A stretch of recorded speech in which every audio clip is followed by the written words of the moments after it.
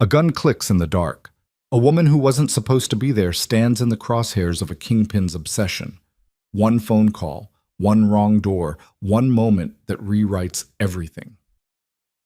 Serena Vale walked into Luca Varelli's world thinking she had control, but the Mafia doesn't deal in coincidences. They deal in blood. Tonight, she'll learn that some debts are inherited, some wars never end, and some men don't ask permission. They take. Stay until the end to see how far survival can push someone. Like this video and drop a comment with your city so I can see how far this story travels. The chandelier above the war room table cast fractured light across 12 men who knew better than to breathe too loud. Smoke curled from cigars that cost more than most people earned in a month, threading through the silence like ghosts of conversations no one dared start. At the head of the table, Luca Varelli sat with the kind of stillness that made grown men check their pulses just to make sure they were still alive. He didn't need to raise his voice. He never did. "The first woman through that door," Luca said, his words dropping into the room like stones into deep water, "belongs to me." No one laughed. No one questioned. Marco, his second in command, shifted in his chair, a slight movement that might have been agreement or discomfort. It was hard to tell with Marco. The man had a face like weathered stone and about as much expression. "Boss," Marco said carefully, "we're not expecting anyone tonight." Luca's mouth curved, but it wasn't a smile. It was the shape his face made when he knew something no one else did. "I know." The room settled back into its uneasy quiet. Ice clinked in glasses. Someone coughed. The wall clock ticked forward, indifferent to the weight pressing down on everyone present. Then the doors opened. She walked in like the room owed her an apology. Serena Vale wasn't tall, but she moved with the kind of precision that made height irrelevant.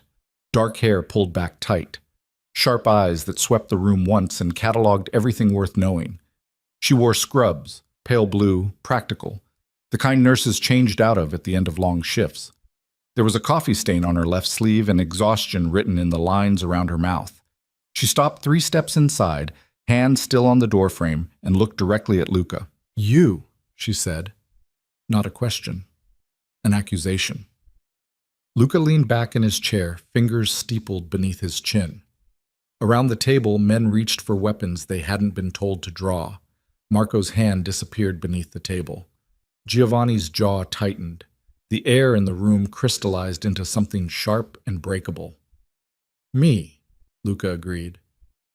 Serena let the door swing shut behind her. The sound echoed. "You've been following me." "Have I?" "Don't."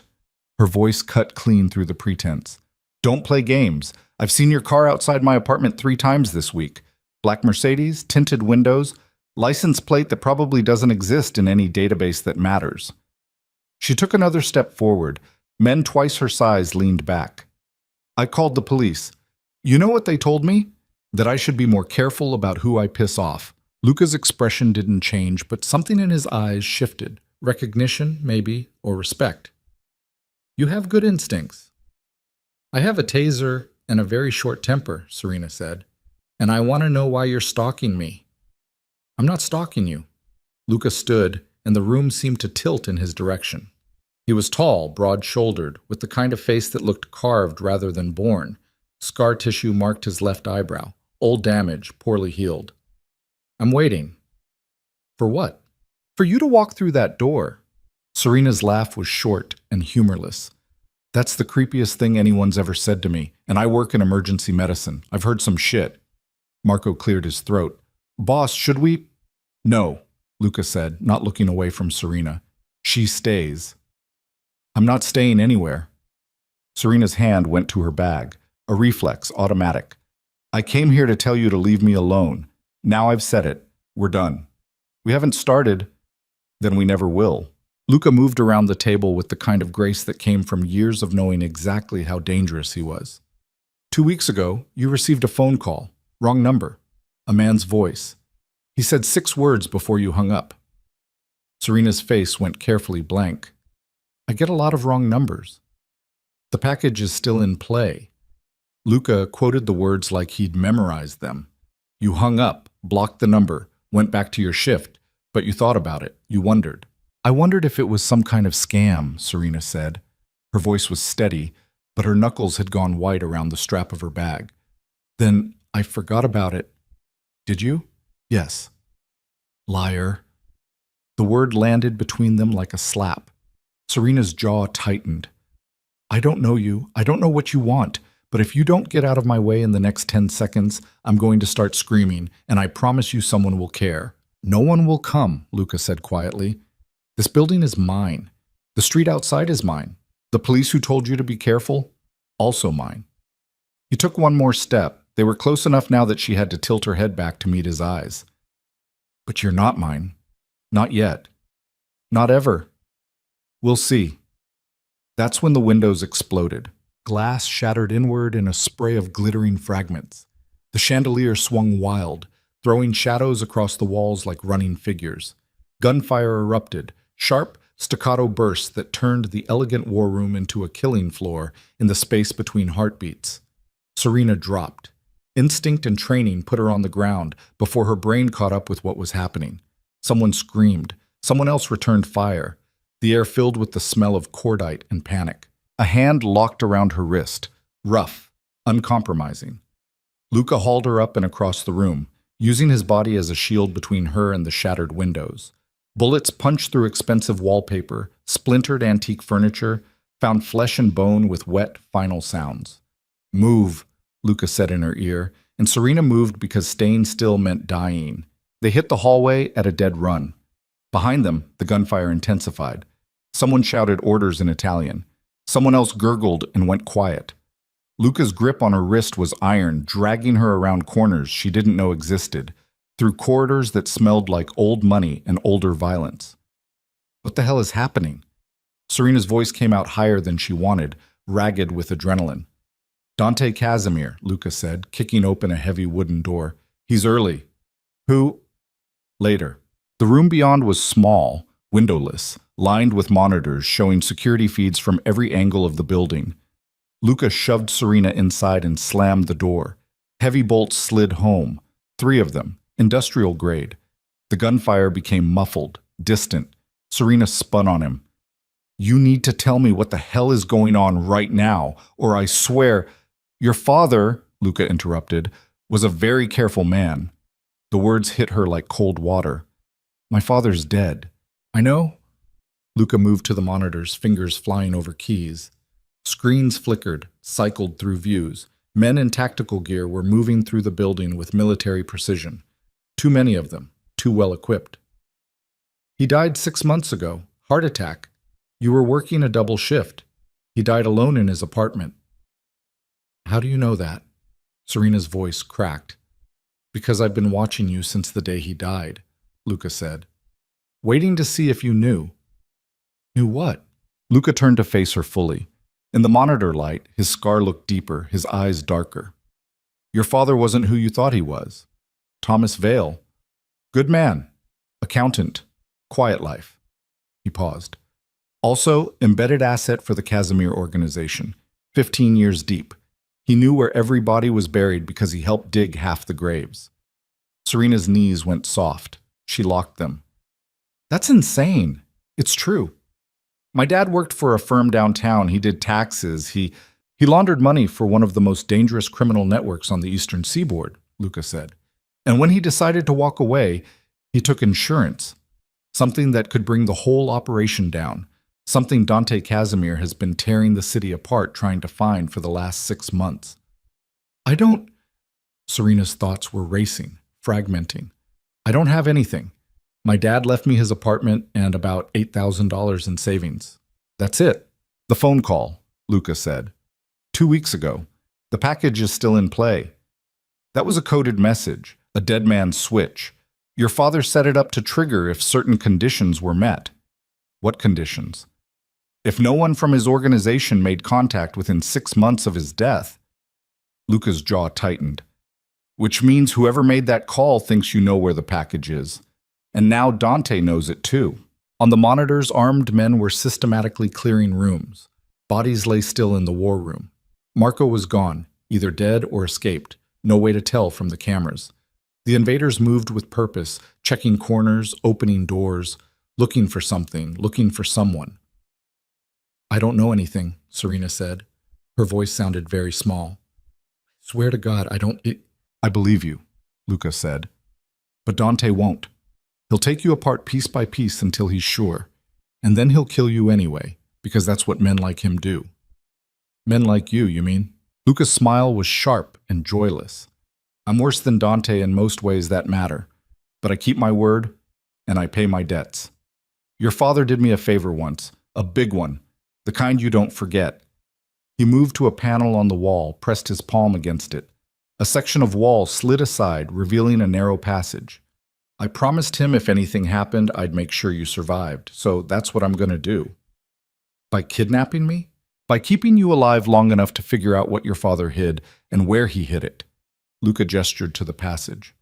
We have about 90 seconds before they breach this room. After that, we're both dead. So you can come with me and maybe live, or you can stay here and definitely die. Your choice. Serena looked at the monitors, at the armed men getting closer, at the bodies already cooling in rooms she'd walked through minutes ago, at this stranger who knew things about her father that she didn't, who'd been watching her for months, who was offering survival with one hand and threatening her with the other.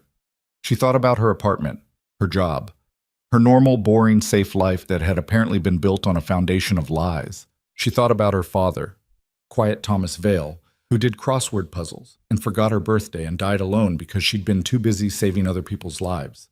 She thought about the phone call, 6 words that had lodged in her brain like splinters. The package is still in play. 60 seconds, Luca said. Serena looked at him, really looked, saw the scar, saw the way he carried violence like other men carried wallets, saw something else too, buried deeper. Recognition, maybe, or resignation. If you're lying to me, she said, I will find a way to make you regret it. I'm not lying. Good. She stepped toward the passage.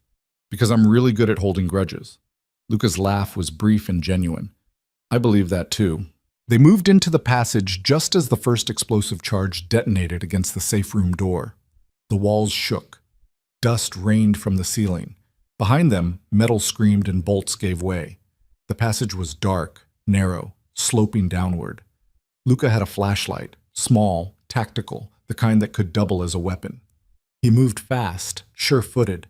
Serena followed, one hand on the wall, trying not to think about what she was running into or what she was running from. Where does this go? She asked. Parking garage, subbasement 3. And then? Somewhere Dante won't think to look. Not immediately. How long do we have? Until he thinks to look? Luca glanced back, eyes catching the light like an animal's. Maybe 6 hours. Maybe less. That's not very long. No, Luca agreed. It's not. They emerged in a concrete cave that smelled like motor oil and old secrets. Fluorescent lights hummed overhead, casting everything in sickly yellow. A car waited. Not the Mercedes Serena had seen outside her apartment, but something older, more anonymous. A gray sedan with primer spots and a dented bumper. Get in, Luca said. Serena got in. The engine turned over with a sound like grinding teeth. Luca drove like he fought, precise, brutal, no wasted movement. They spiraled up through the parking garage, tires squealing on the tight turns.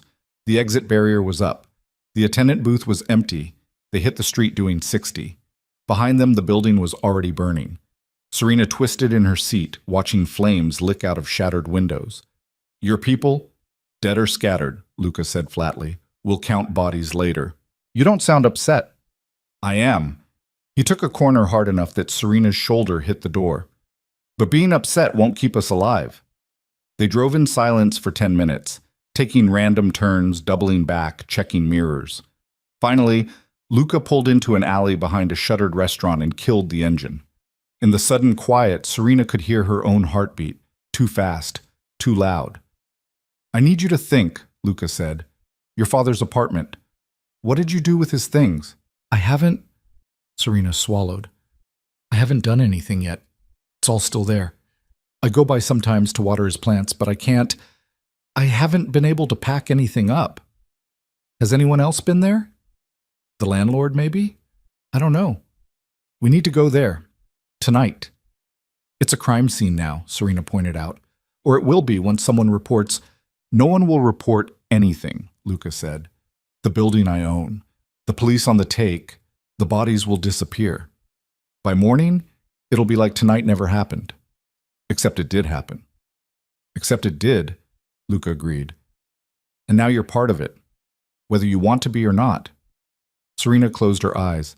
When she opened them again, the world looked the same but felt different, like she'd crossed some invisible line and couldn't find her way back. My father, she said quietly, was he a good man? Luca was quiet for a long moment. He was a complicated man. He did terrible things for terrible people, but he loved you. That part was real. How do you know? Because he could have disappeared any time in the last 15 years. New identity, new life. But he stayed. He stayed because leaving would have meant leaving you, and he couldn't do that. Luca's hands tightened on the steering wheel. So he made contingency plans instead, insurance policies, including me. You're not insurance, Serena said. You're a mafia boss who just dragged me into a war I don't understand. I'm the only thing standing between you and Dante Casimir, Luca corrected, which makes me the best friend you've got right now. That's depressing. Yeah. Luca started the engine again. It really is. They drove to Serena's father's apartment through streets that looked too normal, too quiet. People walked dogs. Couples argued on stoops. Somewhere, someone was having a completely ordinary night. Serena envied them so much it physically hurt. The apartment building was a squat brick thing in a neighborhood that had seen better decades. Thomas Vale had lived on the 4th floor, corner unit, for 23 years. Serena had the key on her keychain, a small silver thing she'd been meaning to return to the landlord but kept forgetting. Now she was glad she'd forgotten. The hallway smelled like someone's dinner and someone else's regret. Luca moved ahead of her, checking corners that couldn't possibly hide threats, but checking anyway. His gun was in his hand now. When had he drawn it? Serena hadn't seen. Stay behind me, he said. I'm not a child. No. You're an unarmed civilian in a situation you're not trained for. So stay behind me. Serena stayed behind him. The apartment door was locked. No signs of forced entry. Luca picked the lock in under 30 seconds. Smooth, practiced, the kind of skill that came from repetition. Inside, everything was exactly as Serena remembered. The worn couch where her father had watched game shows, the kitchen table with the uneven leg, the bookshelf full of paperbacks arranged by height instead of author. It looked so normal it made her chest ache. What are we looking for? She asked. Anything that doesn't belong, Luca said. Anything new. Anything he added in the last year of his life. They searched. Serena went through her father's bedroom, clothes still in the closet, shoes still paired beneath the bed. There was a photo on the nightstand. Her, age 7, missing her front teeth, grinning at the camera. She remembered when it was taken, the beach, hot dogs. Her father teaching her to body surf. Had that man been a criminal? Had he known, even then, what kind of life he was living? What kind of legacy he'd leave? Serena! Luca's voice from the living room, urgent. She found him kneeling by the bookshelf, a paperback in his hands. What? This. He showed her the book. Mystery novel, cheap cover. The kind of thing her father bought in bulk from thrift stores. Look at the publication date. Serena looked. 3 months ago. Your father died 6 months ago. So someone left it here, Serena said. The landlord. Or, it's not random. Luca opened the book. The pages had been hollowed out. Inside was a USB drive. It's never random. Serena's mouth went dry. That's it? That's the package? Maybe. Luca pocketed the drive. Or maybe it's a decoy. We won't know until... The apartment door exploded inward. This time Serena didn't freeze. She moved, diving behind the couch as gunfire chewed through the walls. Luca was already returning fire. 3 shots in rapid succession. Someone screamed. Someone fell. Back door, Luca shouted. There was no back door, just a fire escape outside the bedroom window. Serena ran for it, Luca right behind her. The window stuck, painted shut, hadn't been opened in years. She slammed her shoulder against it once, twice. On the 3rd hit, it gave way. Cold air hit her face. The fire escape shook under her weight. Below, the alley looked impossibly far away. Luca came through the window, firing backward. Go! Serena went. The fire escape was old metal, rust rough under her hands. She took the stairs 3 at a time, feet ringing on the metal grating. Above her, Luca was still shooting. Below her, someone was shouting in a language she didn't recognize. She hit the ground running and didn't look back until she reached the mouth of the alley. Luca caught up 30 seconds later, breathing hard but steady. Cars 2 blocks west, move. They moved. Behind them, the building was already swarming with armed men. Too many. Too organized. This wasn't some hastily assembled response team. This was a military operation. Dante Casimir wasn't playing games. They reached the car, got in, drove. This time no one spoke. Serena's hands were shaking. She shoved them between her knees to make them stop. It didn't work. "Where are we going?" she finally asked. "Safe house," Luca said. "Outside the city. Dante owns the city, but he doesn't own everything, not yet." "And then what?" "Then we figure out what's on that drive." Luca glanced at her. "And we figure out how to keep you alive." Serena laughed. It sounded hysterical even to her own ears. "This is insane. This whole night is insane. 6 hours ago, I was debating whether to get Thai food or pizza for dinner.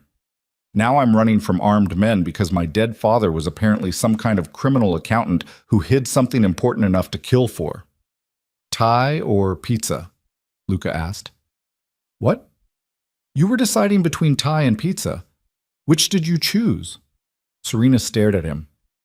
"Are you serious right now? Humor me." I didn't choose. I fell asleep on my couch instead." "That's too bad," Luca said. "You should have gone with Thai." Despite everything, the violence, the fear, the complete dissolution of reality as she knew it, Serena smiled. Just a little. "Yeah," she said. "I probably should have." They drove into the dark, leaving the burning city behind them, and Serena realized with cold certainty that the life she'd known was gone. Not paused, not interrupted. Gone. And whatever came next, whatever waited on that USB drive, whatever Dante Casimir wanted badly enough to kill for, she was in it now, all the way in. The only question was whether she'd survive long enough to understand why. The safe house wasn't safe so much as it was forgotten. 2 hours outside the city, down roads that turned from asphalt to gravel to dirt, buried in woods thick enough to swallow sound. The building itself looked like it had given up decades ago. A hunting cabin with peeling paint and a sagging porch.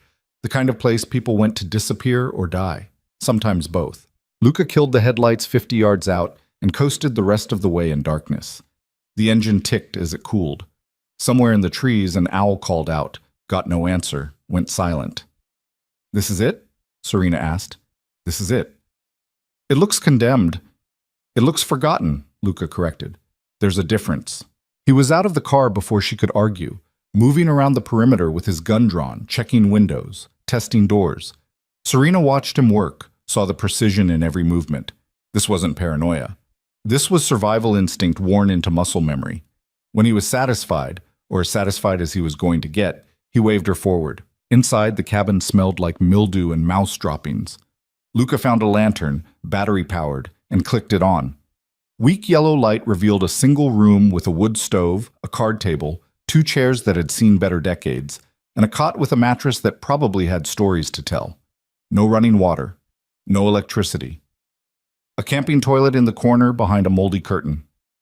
5 stars, Serena said flatly. It's off the grid. Luca set the lantern on the table. No utilities to trace. No property records in any database that matters. Dante could search for a year and never find this place. Lucky us. Luca pulled the USB drive from his pocket and set it on the table. In the lantern light, it looked smaller than before. Just a piece of plastic and circuitry. Nothing worth dying for. Except people were dying for it. We need a laptop, Serena said. There's one in the car. Burner. Air-gapped. No network connection. Luca didn't move to get it. Before we look at what's on there, I need to ask you something. What? If this is what I think it is, if your father really did compile evidence against the Casimir organization, it's not just names and numbers. It's going to be ugly. Things you don't want to know about the man who raised you. Serena's jaw tightened. I already know he wasn't who I thought he was. Knowing in theory and seeing in detail are different things. I'm a nurse, Serena said. I've seen people die in ways you can't imagine. I've held their hands while they drowned in their own blood. I've told families their loved ones didn't make it. I've seen ugly. I can handle ugly. This is different. Why? Because it's personal? She laughed, sharp and bitter. Everything tonight is personal. My father lied to me for my entire life. You've been stalking me for 6 months. Armed men are trying to kill me because of something I don't even have. So don't tell me I can't handle the truth. I'm already drowning in it. Luca studied her face for a long moment, then nodded once. All right. He went to the car, came back with a laptop that looked like it had survived a small war. Bullet hole in the casing. Screen cracked in one corner, but when he powered it up, it booted clean. He plugged in the USB drive, the screen filled with folders, hundreds of them, organized by date, by operation, by name, spreadsheets, scanned documents, photographs, audio files, video. Serena's father had been thorough. Luca opened a random file. A spreadsheet detailing cash movements through a network of shell companies. Millions of dollars laundered through legitimate businesses, restaurants, construction firms, car washes. The math was clean, professional, impossible to trace without knowing exactly what to look for. Thomas Vale had known what to look for. He didn't just work for them, Serena said quietly. He documented everything. For 15 years, Luca confirmed. Every transaction, every meeting, every body. He clicked to another folder. This is insurance, but it's also evidence. Enough to bring down Dante and everyone who works for him. Enough to fill prisons for decades. So we take it to the police. Luca's laugh was ugly.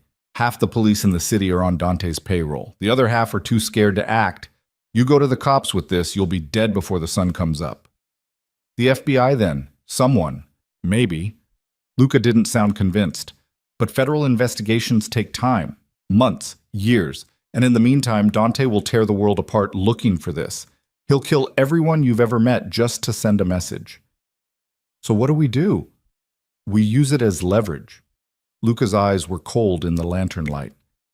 We force Dante to back off. Permanent ceasefire. You walk away clean. And you? I'm already dirty. Have been for a long time. Serena looked at the screen, at the endless columns of crimes documented in her father's careful handwriting. There has to be more to it than just money laundering. You don't kill this many people over spreadsheets. There is more. Luca opened another folder. Dante's been expanding, moving into new territory, human trafficking, arms deals.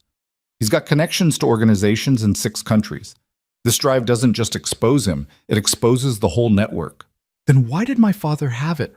Why didn't he? Serena stopped. He was going to use it, wasn't he? That's why he walked away. He was going to blow the whistle. I don't know, Luca admitted, but he died before he could. And now the only leverage that exists is sitting on this table between us. Serena reached for the laptop, scrolled through more files. Her father's face looked back at her from a photo. Younger, harder, standing next to men she didn't recognize in a room that reeked of money and violence. He wasn't smiling. None of them were.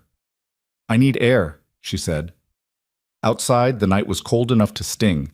Serena stood on the porch, hands wrapped around herself, trying to breathe through the pressure building in her chest.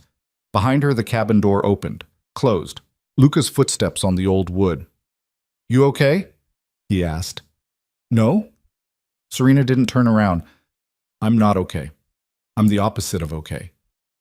Fair. They stood in silence.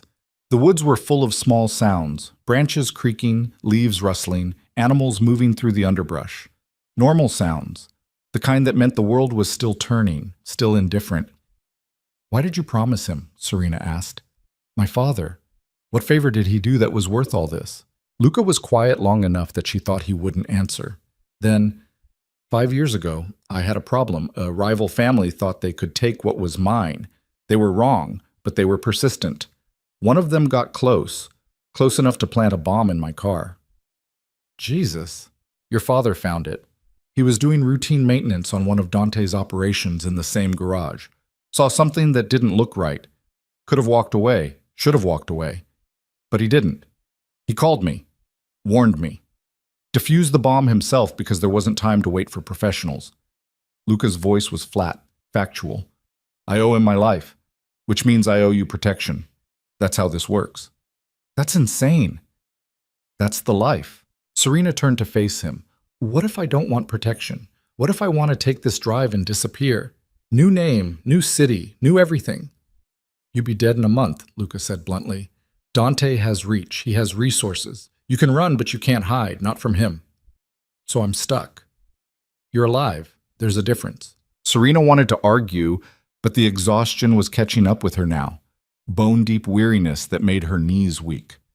She'd been running on adrenaline for hours. Now the crash was coming, inevitable as gravity. I need to sleep, she said. I could take the cot. I'll keep watch. You need sleep too. I'll sleep when you're safe. That might be never. Luca's smile was grim. Then I guess I'm not sleeping. Inside, Serena collapsed onto the cot without bothering to check if the mattress was clean. It wasn't, but she was too tired to care. The last thing she saw before sleep dragged her under was Luca sitting at the table, gun within reach, staring at the laptop screen like it held answers he didn't want to find. Maybe it did. She dreamed of her father. Not the quiet man who did crosswords and forgot birthdays, but someone else. Someone harder. Someone standing in rooms full of violence, making calculations, keeping records. In the dream, he looked at her and said nothing, just turned away. When she woke, gray light was leaking through the gaps in the walls. Dawn, or close enough. Luca was still at the table. The laptop was closed now. He looked like he hadn't moved in hours. Did you sleep? Serena asked. Some. Liar. His laugh was brief and tired. Yeah. Serena sat up, every muscle in her body protesting. Her scrubs were filthy, streaked with dirt and blood that might have been hers or someone else's. She couldn't remember. What now? Now we need to move, Luca said. This place is good for a night, but not longer. Dante will be expanding his search radius. We need to stay ahead of him. Move where? I'm working on that. Serena stood, joints cracking. You don't have a plan. I have half a plan. That's not reassuring. It's honest. Luca closed the laptop. The drive is leverage, but only if we can get it to someone who'll use it. Someone Dante can't reach. Someone with the authority and the resources to actually act. Who? I don't know yet. He rubbed his face, the gesture betraying exhaustion he wouldn't otherwise show. But I have contacts. People who owe me. I'll make calls. From here? I thought this place was off the grid. It is. We'll have to go into town. There's a payphone about 10 miles south. Old gas station that's barely hanging on. Luca stood, stretched. Something in his back popped audibly. We'll make it fast. In and out. And if Dante's people are waiting, then we'll deal with them. Serena wanted to ask how exactly they deal with trained killers, but she already knew the answer. The same way they dealt with everything else tonight. Violence and improvisation and luck that couldn't possibly hold. They left the cabin as the sun broke over the tree line, turning the world gold and green. Beautiful, in a way that felt like an insult. Like the universe didn't care that people were dying, that lives were being torn apart, that nothing would ever be the same. The drive took 20 minutes on dirt roads that turned Serena's stomach. Luca drove fast but careful, checking mirrors constantly, scanning the woods for movement. His gun was on the seat between them. Serena kept looking at it, wondering if she'd have to use it, wondering if she could. The gas station was exactly as advertised, barely hanging on, single pump, cracked pavement. A building that looked like a strong wind would knock it over. The payphone was mounted on the exterior wall, receiver dangling from a metal cord. Wait in the car, Luca said. No. Serena? I'm not sitting in a car waiting to get shot, she said. We go together or not at all? Luca looked like he wanted to argue, but something in her face must have convinced him. Fine, but stay close. They approached the payphone together. Luca had quarters, an absurd detail that almost made Serena laugh. Who carried quarters anymore? But he fed them into the slot, dialed a number from memory. It rang 4 times. A man answered. Yeah? It's Luca. I need a favor. Pause. Then, Jesus Christ, Luca. You know what's happening? The whole city's on fire. Dante's people are everywhere. They're saying you started a war. I didn't start anything. But I'm going to finish it. Luca's voice was steady, controlled. I need a name. Someone in federal law enforcement who's clean. Someone Dante hasn't bought. That's a short list. Then give me the shortest name on it. Another pause. Longer this time. Serena could hear voices in the background, muffled conversation. Finally, Agent Sarah Chen, FBI Field Office, White Collar Crime Division. She's been trying to build a case against Casimir for 3 years. Can't get traction because everyone she talks to either disappears or refuses to cooperate. She clean? As far as I know. But Luca, if you're thinking what I think you're thinking, I'm not thinking anything yet, just gathering options. Luca's eyes were scanning the empty road, the woods, the gas station windows. Where can I find her? Her office is downtown, but she's not there now. Word is she's working from a field location, Hotel Morrison, room 412. But Luca, thanks, I owe you. You owe me a lot more than you can pay if this goes wrong. Luca hung up. Serena waited until they were back in the car before speaking. Hotel Morrison is in the city. We go back there. We're walking into Dante's territory. I know. He'll be watching. He'll have people everywhere. I know that too. So this is suicide? No. Luca started the engine. This is the only move that makes sense. We can't run forever. We can't hide. The only way out is through. Serena wanted to argue, but the logic was sound even if the execution was terrifying. They couldn't stay off the grid indefinitely. Eventually Dante would find them. Better to act now, while they still had initiative. If we do this, she said slowly, we do it smart. We don't just walk in the front door. Agreed. And we need leverage beyond just the drive, something that makes Dante back off long enough for us to get to this FBI agent. Luca glanced at her. What are you thinking? I'm thinking, Serena said, that my father spent 15 years documenting everything, which means he probably documented people on Dante's payroll, cops, officials, people who'd be very interested in making sure this information never goes public. You want to blackmail them. I want to create chaos, make Dante's people too busy covering their own asses to worry about us. She met Luca's eyes. Can you get a message out? Something that makes them panic? Luca's smile was slow and dangerous. Yeah, I can do that. They drove back to the cabin, Luca's mind clearly working through possibilities. Inside, he powered up the laptop again, started scrolling through files. Found what he was looking for in a folder labeled payroll. Names, dozens of them. Police captains, district attorneys, city council members, federal agents, people who'd taken Dante's money and buried their consciences. Your father was meticulous, Luca said, almost admiringly. He was an accountant, Serena replied. Details were his religion. Luca pulled up a document, started typing. A message. Short, brutal. The veil evidence is live. Everyone on the payroll is exposed. Save yourselves while you can. He attached a sample file, just enough to prove the threat was real, and prepared to send it through a network of anonymized relays. When this goes out, he said, all hell breaks loose. Dante's organization will start eating itself.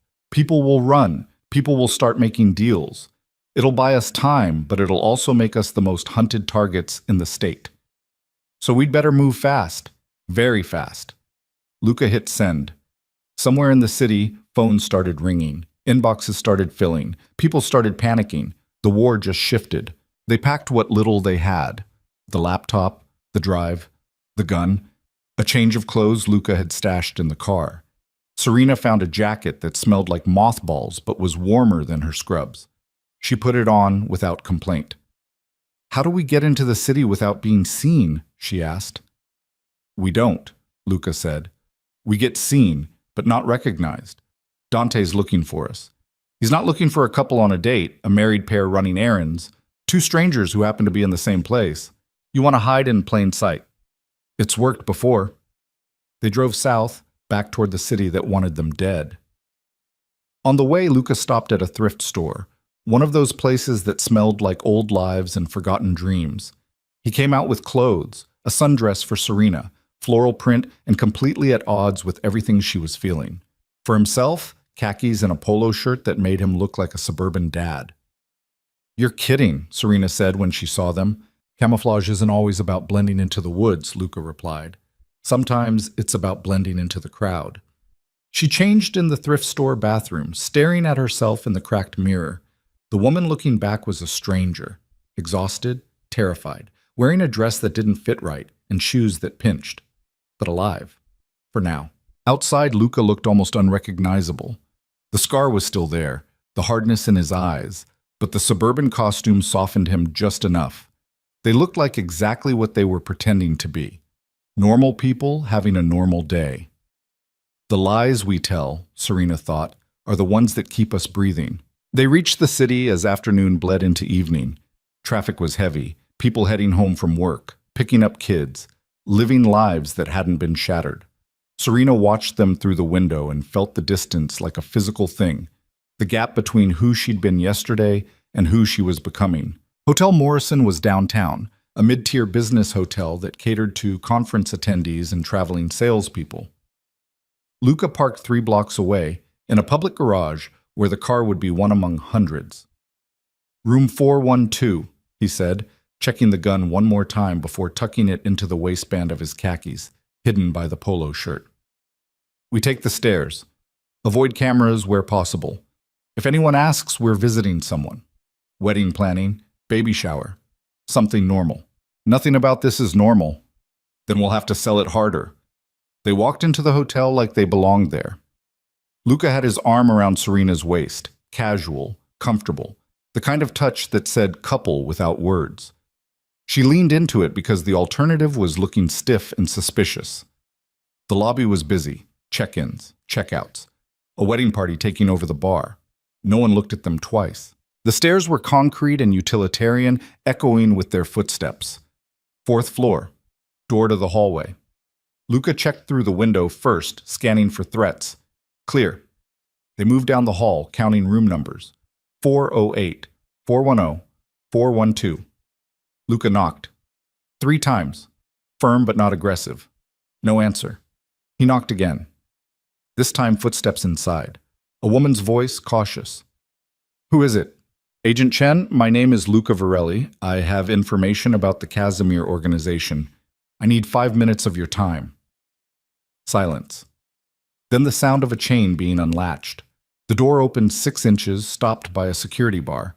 The woman on the other side was maybe 40, Asian features, dark hair pulled back, eyes that had seen too much bullshit to be impressed by anything. She was in jeans and a t-shirt, gun holstered at her hip. "Luca Varelli," she said flatly, as in the organized crime figure currently wanted for questioning in connection with last night's massacre at the Varelli estate. "That's a mischaracterization of events," Luca said calmly. "But yes." "And you expect me to open this door?" "I expect you to listen, because I'm about to give you everything you need to bring down Dante Casimir and everyone who works for him." Agent Chen's eyes narrowed. "Talk." "Not in the hallway. Not in my room."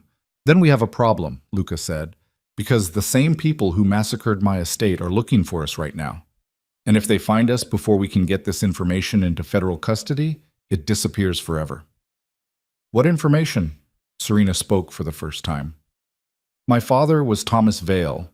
He worked for the Casimir organization for 15 years. Before he died, he compiled evidence. Everything.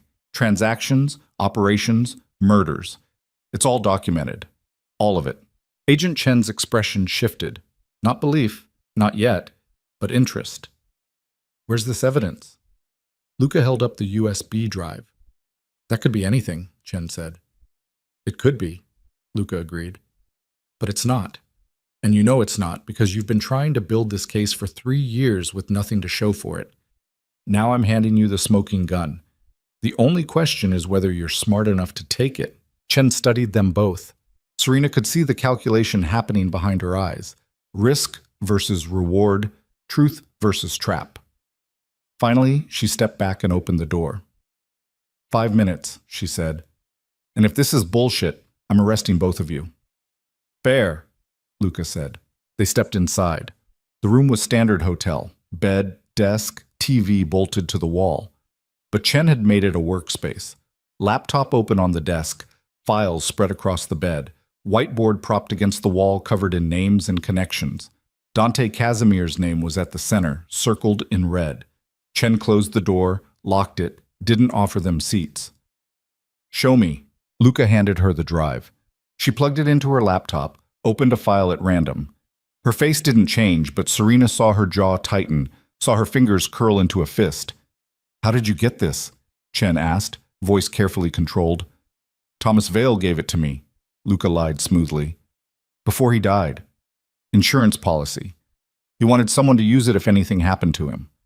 And it took you 6 months because I didn't know what I had until recently, and because Dante started tearing the city apart looking for it. Chen clicked through more files, spreadsheets, photos, audio recordings. Her expression grew harder with each new piece of evidence. This is enough to secure indictments against 24 people, she said quietly. Maybe more. I know. Including you. I know that too. She looked up at him. So why give it to me? Why not use it yourself? Because she needs to be safe. Luca gestured to Serena. And the only way that happens is if Dante's in custody and his organization is dismantled. You can do that. I can't. You're asking me to trust a career criminal. I'm asking you to trust the evidence. I don't care what happens to me, but she walks away clean. That's the deal. Chen's eyes moved to Serena. And you? What do you want? Serena thought about her father, about the life he'd lived in shadows, about the lies that had built her entire existence, about the men who'd tried to kill her, the violence that had become her new normal, the line she'd crossed somewhere between yesterday and today. I want it to be over, she said. I want to go back to my life, but I'll settle for being alive long enough to figure out what that even means anymore. Chen nodded slowly. I can work with that. She pulled her phone from her pocket. I'm calling my office, getting a team down here. We'll secure you both, get you into protective custody, start building the case. No, Luca said. Chen paused. No. The moment you make that call, Dante knows. He's got people in your office, people in the bureau, people everywhere. You call for backup, we're dead before they arrive. Then what do you suggest? We go dark. You, me, her. We take this evidence and we disappear for 48 hours. Long enough to copy it, distribute it to people Dante can't reach, build a case so airtight he can't wriggle out. Luca's voice was hard, urgent. Then you bring in the cavalry. Then you make arrests. But not before. That's against protocol. Protocol got dozens of witnesses killed. Protocol is why you've been spinning your wheels for 3 years. Luca leaned forward. I'm offering you the case of your career, but only if you're willing to bend the rules long enough to actually win. Chen was quiet for a long moment. Then she closed her laptop, unplugged the drive, and pocketed it. 48 hours, she said, but I'm in charge. We do this my way, and if you so much as think about double-crossing me, I will put a bullet in you myself. Clear? Clear. Good. She grabbed her go bag from the closet, started packing essentials. I've got a field location. Isolated, secure. We'll work from there. But we leave now, before... The door exploded inward, not with explosives this time, just brute force. 3 men, tactical gear, weapons up. They moved like professionals, clearing angles, acquiring targets. Chen's gun was already drawn. She fired twice, both shots center mass. The first man went down, the second returned fire. The hotel room erupted into chaos. Luca shoved Serena behind the bed, came up shooting. Another man dropped, but more were coming. She could hear them in the hallway, boots on carpet, voices coordinating. Window! Chen shouted. Luca fired 3 more times, buying seconds. Serena was already moving, throwing open the window, 4 stories up. No fire escape, just open air and a very long drop. There's nowhere to... Jump! Chen grabbed her arm and pulled. They went through the window together, falling into nothing. For a heartbeat, Serena was weightless. Then she hit the awning over the hotel entrance, canvas that gave way but didn't break, sliding her down and sideways. She tumbled off the edge, hit a car hood, rolled to the pavement. Every bone in her body screamed, but she was alive.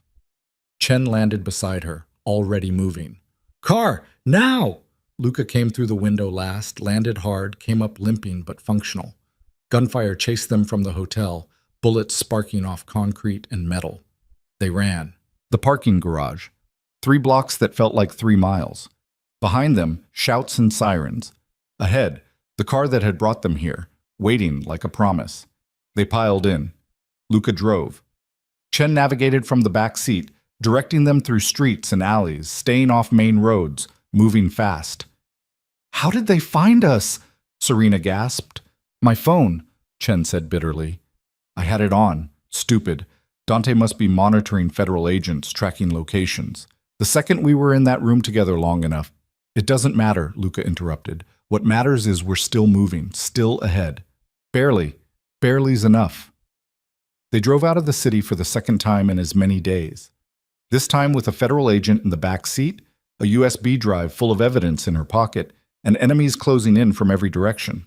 The safe house Chen directed them to was an hour north, not a cabin this time, but a farmhouse. Abandoned, but solid. Big enough to work in, far enough to breathe. Inside, Chen set up her equipment on a kitchen table that had hosted family dinners once, maybe. Now it hosted a laptop and copies of evidence that would destroy lives. We need to move fast, she said. Make copies. Distribute to trusted contacts. Build redundancy so even if Dante gets to one source, others survive. How long? Luca asked. 24 hours minimum, maybe 36 if we're thorough. We don't have 36 hours. Then we'd better work fast. They worked. Chen coordinated. Luca provided context, names, operations, connections she wouldn't have known otherwise. Serena read through her father's documentation and felt pieces of him slip away with every new revelation. He wasn't the man she'd thought. Maybe he never had been. Hours blurred together. Coffee from a gas station. Food they barely tasted. Exhaustion that lived in their bones but couldn't be acknowledged. Somewhere around midnight, Serena found herself alone with Luca in a side room. Chen was on the phone, voice low and urgent, talking to someone she trusted. You should sleep, Luca said. So should you. I will. After. After what? After you're safe. Serena laughed, tired and bitter. I'm never going to be safe again. You know that, right? Even if we win. Even if Dante goes to prison, I'll spend the rest of my life looking over my shoulder. Maybe, Luca admitted. Or maybe you'll learn to live with it. People adapt, even to impossible things. Is that what you did? Every day. She looked at him, really looked, saw the scar, saw the exhaustion he wouldn't acknowledge, saw something else too, something that might have been regret or might have been resignation. Why did you really promise my father? She asked quietly. And don't give me the bomb story. That explains obligation. It doesn't explain this. Any of this. Luca was quiet for a long time. Outside, an owl called. Got no answer. Went silent. Because he asked me to protect you from the life, Luca finally said. The one he was living. He knew what it did to people. He knew what it cost. And he didn't want that for you. So when he made me promise, it wasn't just about keeping you alive. It was about keeping you clean, keeping you out. He met her eyes. But I failed, because here you are, right in the middle of it, and I can't figure out if I kept my promise or broke it. You kept me alive, Serena said. That counts. Does it? It has to. Before Luca could respond, Chen appeared in the doorway. Her face was grim. We have a problem, she said. They followed her back to the kitchen. On the laptop screen, a news broadcast, live footage. The hotel where they'd met with Chen cordoned off, body bags being carried out, police everywhere. The news anchor was saying something about a shootout, casualties, suspects at large. But that wasn't the problem. The problem was the photo they were showing. Security camera footage, grainy but clear enough. Luca, Serena, Chen, all three of them, walking into the hotel together. They're saying I'm compromised, Chen said, voice flat, that I'm working with organized crime figures. My office is pulling my credentials, issuing a warrant for my arrest. Dante, Luca said. Obviously, but it doesn't matter who's behind it. What matters is I'm now as wanted as you are, which means I can't get the evidence into official hands, can't process it through normal channels. Everything I've built, every contact I had, it's all gone. Serena felt the walls closing in. So what do we do? Chen looked at the screen, at the evidence files, at the two criminals and the federal agent who'd just become one herself. We stop playing defense, she said. We go after Dante directly, force a confrontation, make him vulnerable, and we don't stop until either he's in custody or we're all dead. That's insane, Serena said. Yeah, Chen agreed. It really is. But she was smiling, not a happy smile. A smile that said she'd crossed a line and found the other side oddly liberating. Luca smiled back. Same energy, same recklessness. They'd all crossed the line now. All committed to something there was no walking back from. Serena looked at them both. These people who'd become her only allies in a world gone mad. A mafia boss who'd turned protector. A federal agent who'd become a fugitive.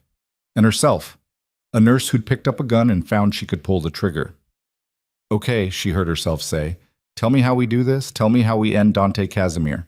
And outside, the night pressed close, full of eyes that watched and waited, full of violence that hadn't finished with them yet. The point of no return wasn't a place, it was a choice, and they'd all just made it. Chen spread a map across the kitchen table, the paper crackling under her hands. Red circles marked locations across the city, properties tied to Dante Casimir through shell companies and proxies, warehouses, import businesses, a yacht club on the waterfront.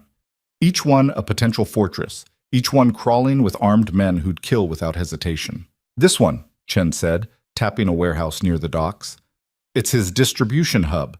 Everything moves through here. Weapons, contraband, cash. If we hit it hard enough, we force him into the open. Luca studied the map, jaw tight. It's also his most heavily defended location. 20 men minimum, cameras everywhere. No way in that doesn't end with us in body bags. Then we don't go in. Chen pulled up satellite imagery on her laptop. We don't need to breach. We need to create a problem big enough that Dante has to respond personally. Make him leave whatever hole he's hiding in. And then what? Serena asked. She was standing by the window, watching darkness press against the glass. We grab him? Kill him? What's the end game here? We get him on record, Chen said. Confession. Admission of guilt. Something we can use even if the physical evidence gets destroyed. He'll never confess. He will if he thinks we're already dead and he's won. Chen's eyes were hard. People get careless when they think they've already won. Luca shook his head. Dante's not careless. He survived this long by being paranoid and thorough. You're not going to trick him into admitting anything. Then we force him. Chen's voice went cold. We take something he values, something he'll trade for, something that makes him vulnerable. Like what? Like his daughter. The room went silent. Serena turned from the window. His daughter? Natalia Casimir, Chen said, pulling up a file on her laptop. A photo, young woman, maybe 25, dark hair, elegant features, the kind of beauty that came from good genetics and better money. She's studying art history at Columbia, lives in a brownstone in the village. Dante keeps her separate from the business, tries to keep her clean. But she's his weak spot. The only thing he gives a damn about besides power.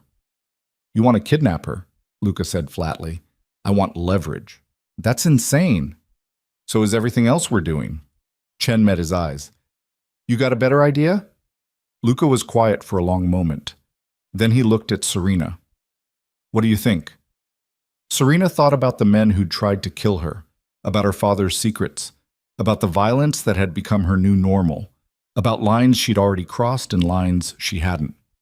I think, she said slowly, that I don't want to become the kind of person who kidnaps innocent people.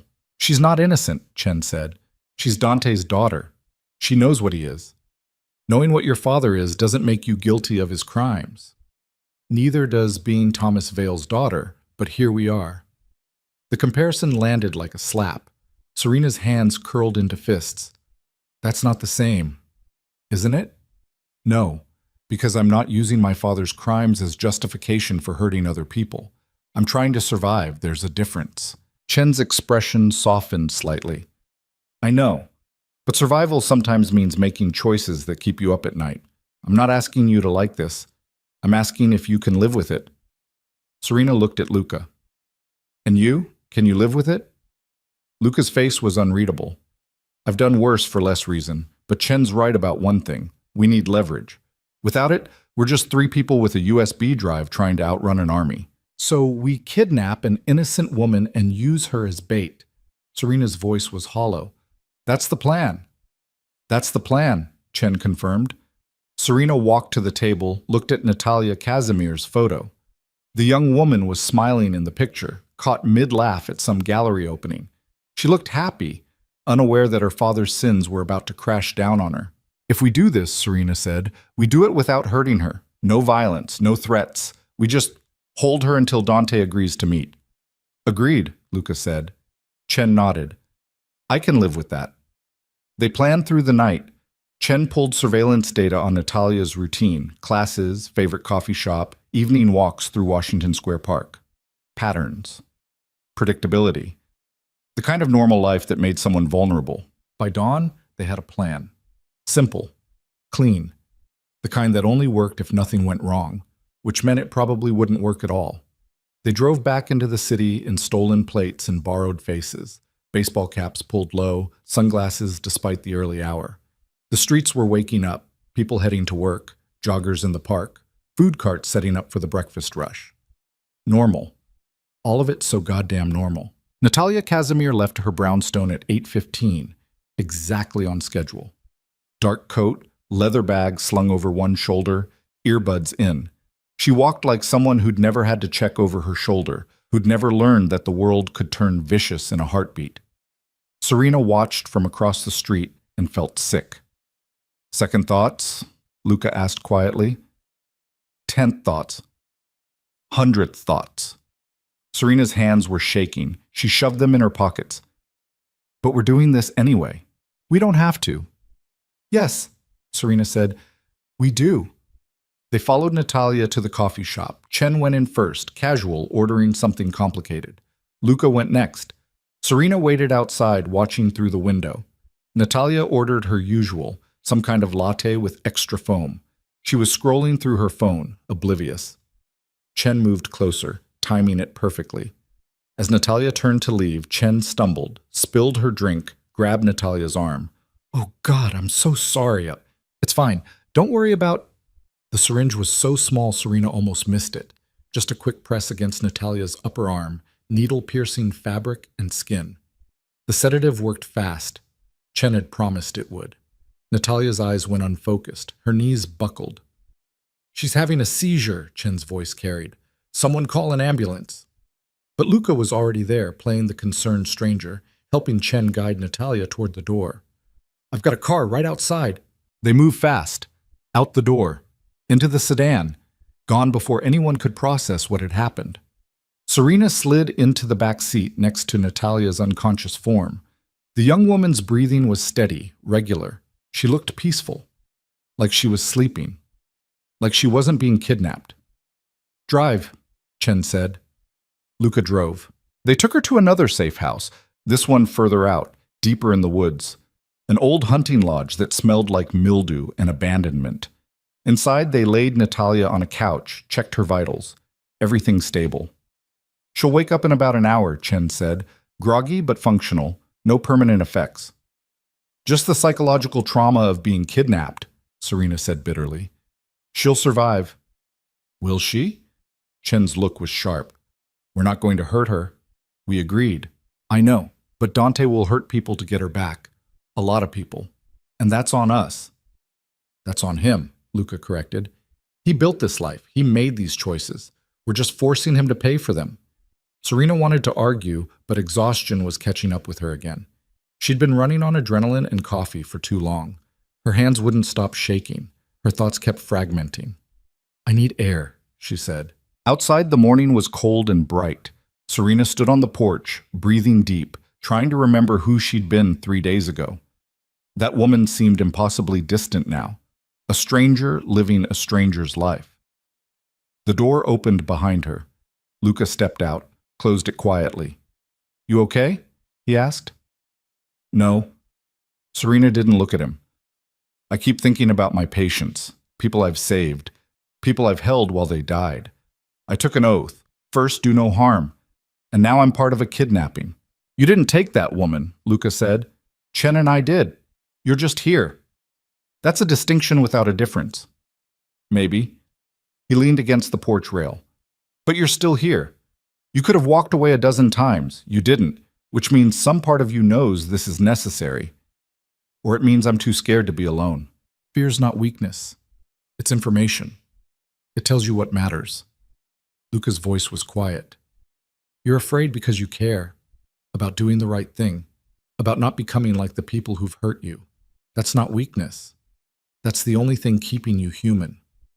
Serena finally looked at him. And what keeps you human? Nothing anymore. He said it simply, without self-pity. I crossed too many lines too long ago, but you haven't. Not yet. You can still come back from this. Can I? I don't know, Luca admitted, but I hope so. Inside, Chen was setting up equipment, camera on a tripod, lighting, a script she'd written on hotel stationery. When Natalia wakes up, Chen explained, we're going to record a message. Proof of life. Send it to Dante along with our demands. Which are? Luca asked. He meets us. Alone. Neutral location. He brings nothing but himself and his confession. We bring his daughter and the drive. Exchange happens. Everyone walks away. He'll never agree to that. He will when the alternative is watching his daughter bleed out on camera. Serena's stomach turned. You said no violence. I said we wouldn't hurt her, Chen corrected. I didn't say we wouldn't threaten to. Dante doesn't know we're bluffing. This is insane. This is leverage. An hour later, Natalia Casimir's eyes fluttered open. She blinked, confused, trying to orient herself. When she saw the three strangers watching her, confusion turned to fear. Where? Her voice came out hoarse. Where am I? You're safe, Serena said, moving closer. No one's going to hurt you. Who are you? What do you want? We need your help, Chen said, all business. Your father has something that belongs to us. We're going to trade. You for the truth. Natalia's face went pale. My father?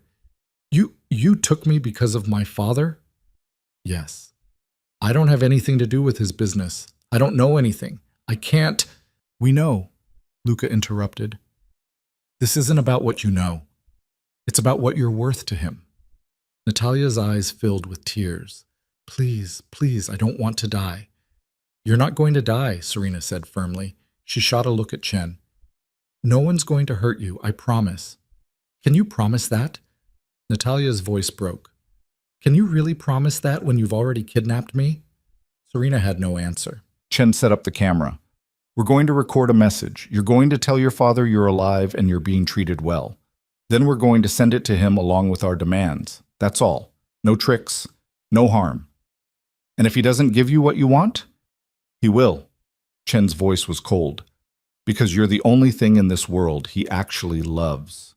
They recorded the message. Natalia, pale and shaking, reading from Chen's script. Proof of life. Timestamp. A demand for meeting terms. When it was done, Chen sent it through an encrypted channel to a number pulled from the evidence files. Dante Casimir's private line. The one only a handful of people knew. Then they waited.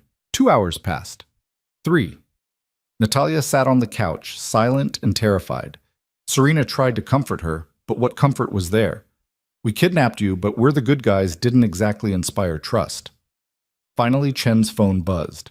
A message. Coordinates. Time. Tomorrow at noon. He agreed, Chen said, surprised despite herself. Of course he did, Luca said grimly. We have his daughter.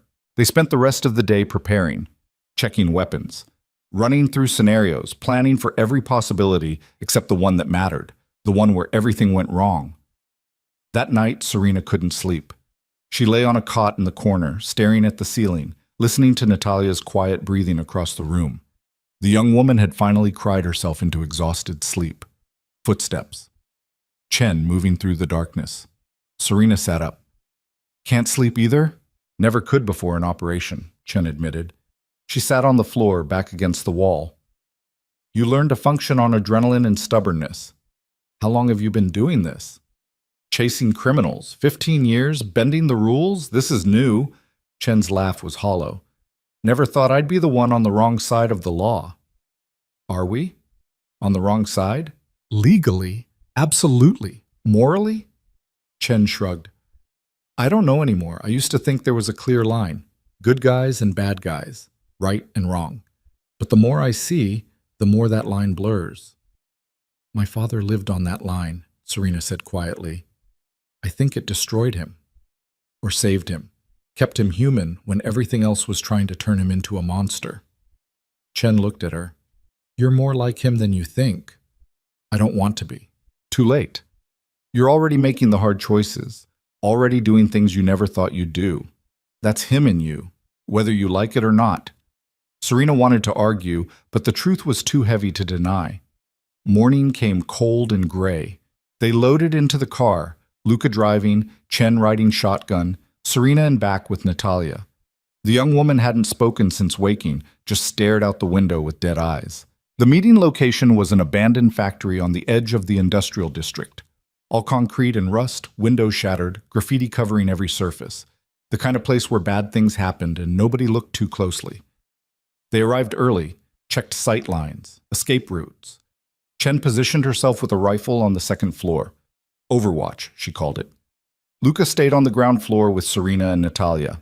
When Dante arrives, Luca said, I do the talking. You stay with Natalia. Don't engage unless you have to. And if something goes wrong, then you run, fast and far. Don't look back.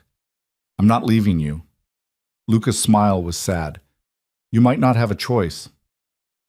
Noon arrived with the sound of engines. 3 cars, black sedans. They parked in formation, blocking potential exits. Professional, military. The back door of the center car opened. Dante Casimir stepped out. He was smaller than Serena expected. Maybe 5'10", lean build, wearing a suit that cost more than most people earned in a year. Dark hair going gray at the temples. Face that could have been handsome if not for the cold calculation in his eyes. He walked forward alone, hands visible, no weapon drawn. Luca Varelli, he called out. His voice carried, accent subtle but present. It's been a long time. Not long enough, Luca replied. Dante's smile was thin. I see you've added kidnapping to your resume. Diversification. I respect that. Where's your confession? Where's my daughter? Luca gestured. Serena stepped forward, Natalia beside her. The young woman saw her father and her face crumpled. Papa, it's all right, moja dorogaya, Dante said softly. Then his eyes went hard again, fixed on Luca. You've made a mistake, a fatal one. I don't think so. We have the evidence. We have your daughter. We have all the leverage. Do you? Dante's smile widened. That's interesting, because I have something too. He gestured. From one of the cars, a man was dragged forward. Middle-aged, balding, terrified. Serena's breath stopped. She knew that face. No, she whispered. No, that's not possible. The man looked up, saw her. His expression went from fear to something worse. Guilt, shame, resignation. Hello, Serena, Thomas Vale said. The world tilted. Serena's knees went weak. Luca's hand on her arm was the only thing keeping her upright. That's my father. Her voice sounded very far away. But he's dead. He died 6 months ago. I saw the body. I identified him. You identified a man who looked like him, Dante interrupted. A homeless man. Similar build, similar age. We cleaned him up, made it convincing. Your father was very specific about the details. Thomas Vale wouldn't meet her eyes. I don't understand, Serena said. The words felt thick in her mouth.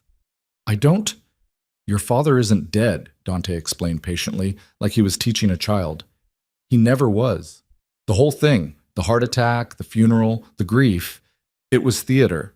A performance designed to make certain people believe he was gone. Why? Because he was about to testify against me, Dante said.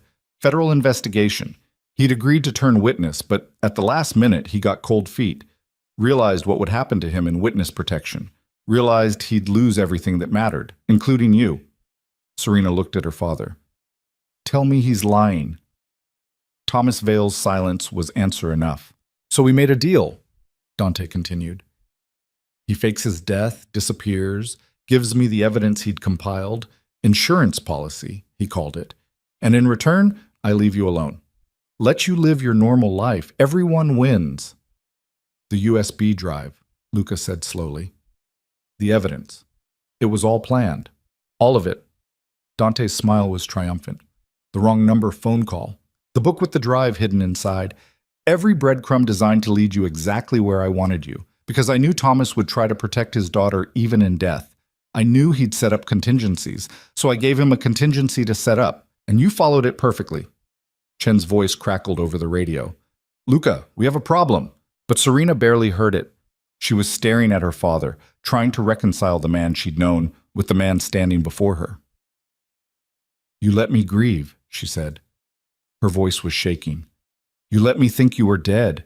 You let me pack up your apartment, water your plants, cry myself to sleep wondering if I could have saved you if I'd just been there. And all of it was a lie." "I did it for you," Thomas said desperately. "To protect you, to keep you safe from all of this." "You did it for yourself." The words came out cold. "Because you were too much of a coward to face what you'd done." "Serena, don't." She stepped back. "Don't say my name. You don't get to say my name." Dante laughed.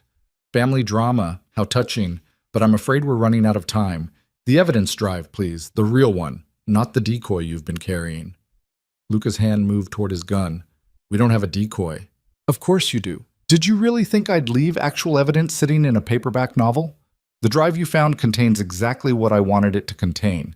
Enough real information to seem legitimate, enough fake leads to keep you busy, and a GPS tracker so I could follow you wherever you went." Dante's eyes glittered. "You've been carrying my surveillance device this entire time." Chen's voice again, urgent now. "Luca, they're surrounding us. At least 20 men. We need to move. Now!" But Luca was staring at Dante. "If the drive was fake, where's the real evidence?" "There isn't any," Thomas Vale said quietly. "I destroyed it. All of it. That was the deal.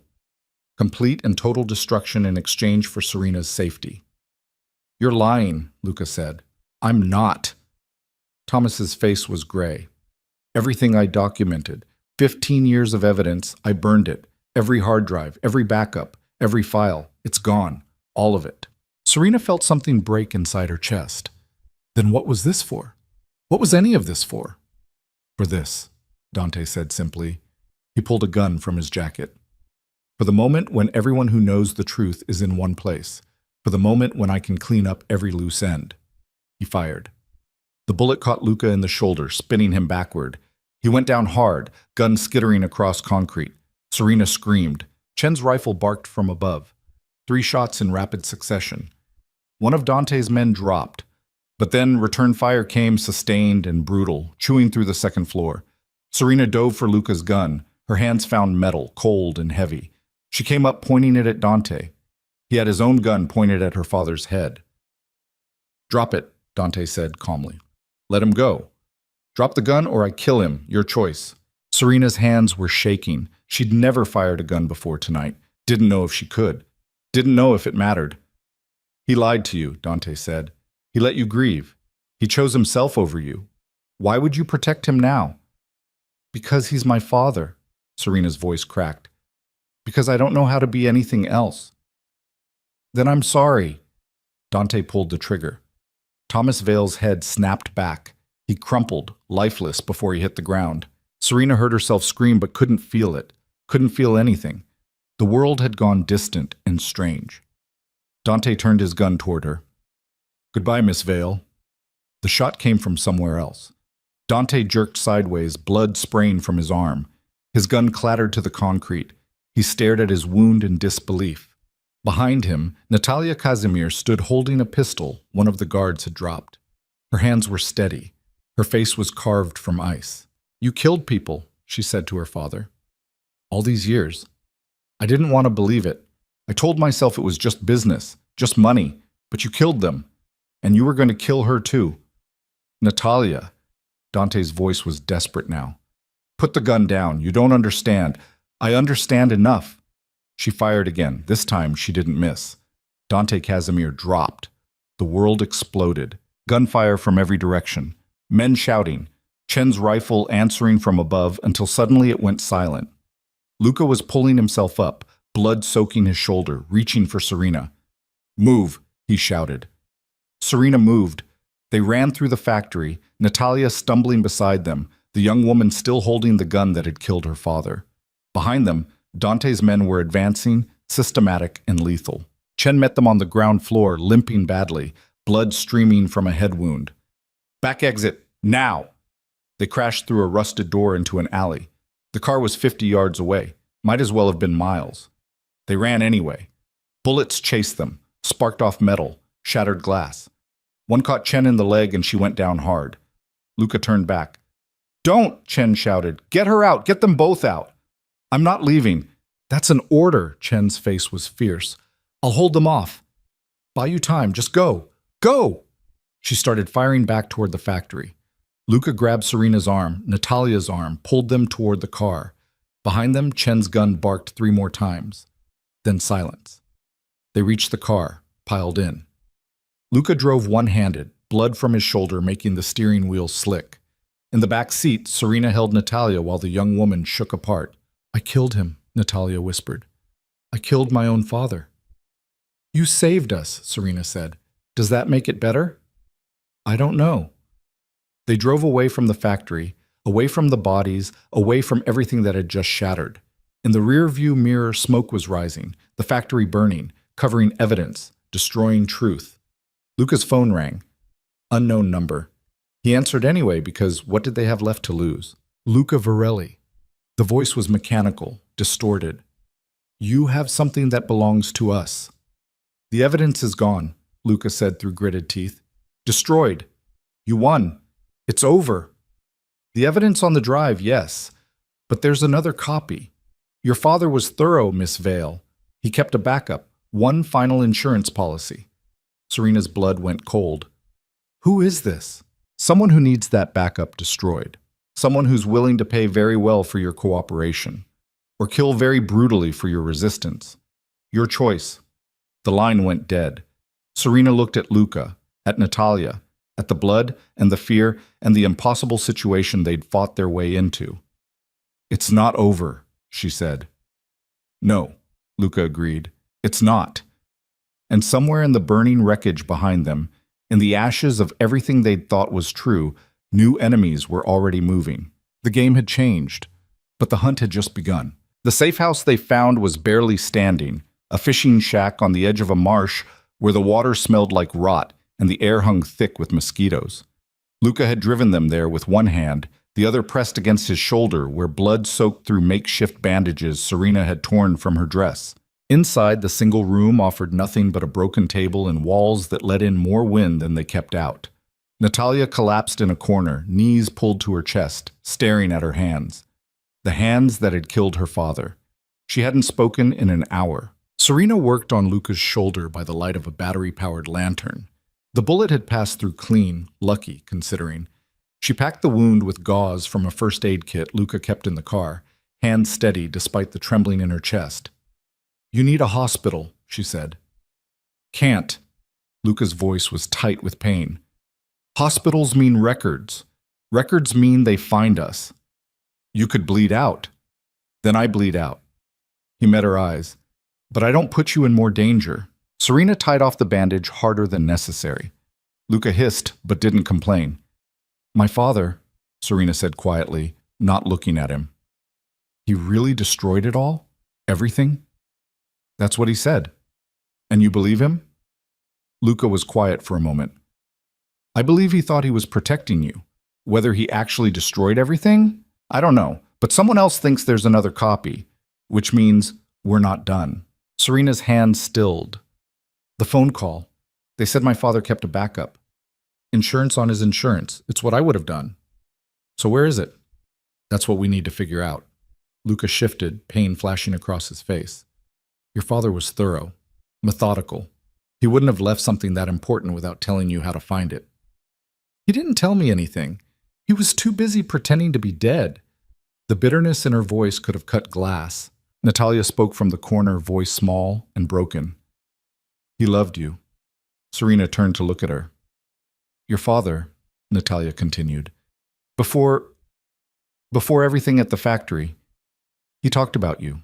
When they had him, he said you were the only good thing he'd ever done. The only thing that mattered. Her eyes were red-rimmed, hollow. My father never said that about me. He said I was an investment, a chess piece, something to protect because it had value. I'm sorry, Serena said, and meant it. I killed him. Natalia's voice cracked. I looked him in the eyes, and I killed him. You saved our lives. Does that make it better? I don't know. Serena moved to sit beside her. I don't know what makes anything better anymore. They sat in silence while the marsh whispered outside, and Luca's breathing evened out into something that might have been sleep or might have been unconsciousness. It was hard to tell. Serena's phone buzzed. Unknown number. She stared at it, then answered. Miss Vale? The same mechanical voice from before. I trust you've had time to consider your situation. Who are you? Someone with resources. Someone with patience. Someone who wants the backup evidence your father created. A pause. And someone who knows exactly where you are right now. Serena's blood went cold. She looked at Luca. His eyes were open, alert. He'd been listening. I don't have what you want, Serena said. But you know where it is. Your father would have left you a message, a clue, something only you would understand. He didn't. Think harder. The voice was calm, patient. Because in approximately 3 minutes, the men I've sent to your location will arrive. And they won't be as polite as I'm being. The line went dead. How long? Luca asked. 3 minutes. Can you walk? This to Natalia. The young woman nodded, already standing. Whatever shock had paralyzed her was burning away now, replaced by something harder. Survival instinct kicking in. They grabbed what they could, the first aid kit, the gun, Luca's phone. Out the back door into marsh water that came up to their knees, cold and thick with vegetation. The smell was overwhelming, decomposition and life all tangled together. Behind them, engines, headlights cutting through the darkness, doors slamming. They moved through the water, trying to stay quiet, trying to stay invisible. Serena's legs burned. Her dress was ruined, weighted down with water and mud. Beside her, Luca moved with grim determination despite the blood still seeping through his bandages. Gunfire erupted from the shack, muzzle flashes in the darkness. They were shooting at shadows, at nothing, buying time while they searched. There! A shout, a flashlight beam sweeping across the marsh. They dropped into the water, submerging completely. The world went black and silent. Serena held her breath until her lungs screamed, until spots danced behind her eyes.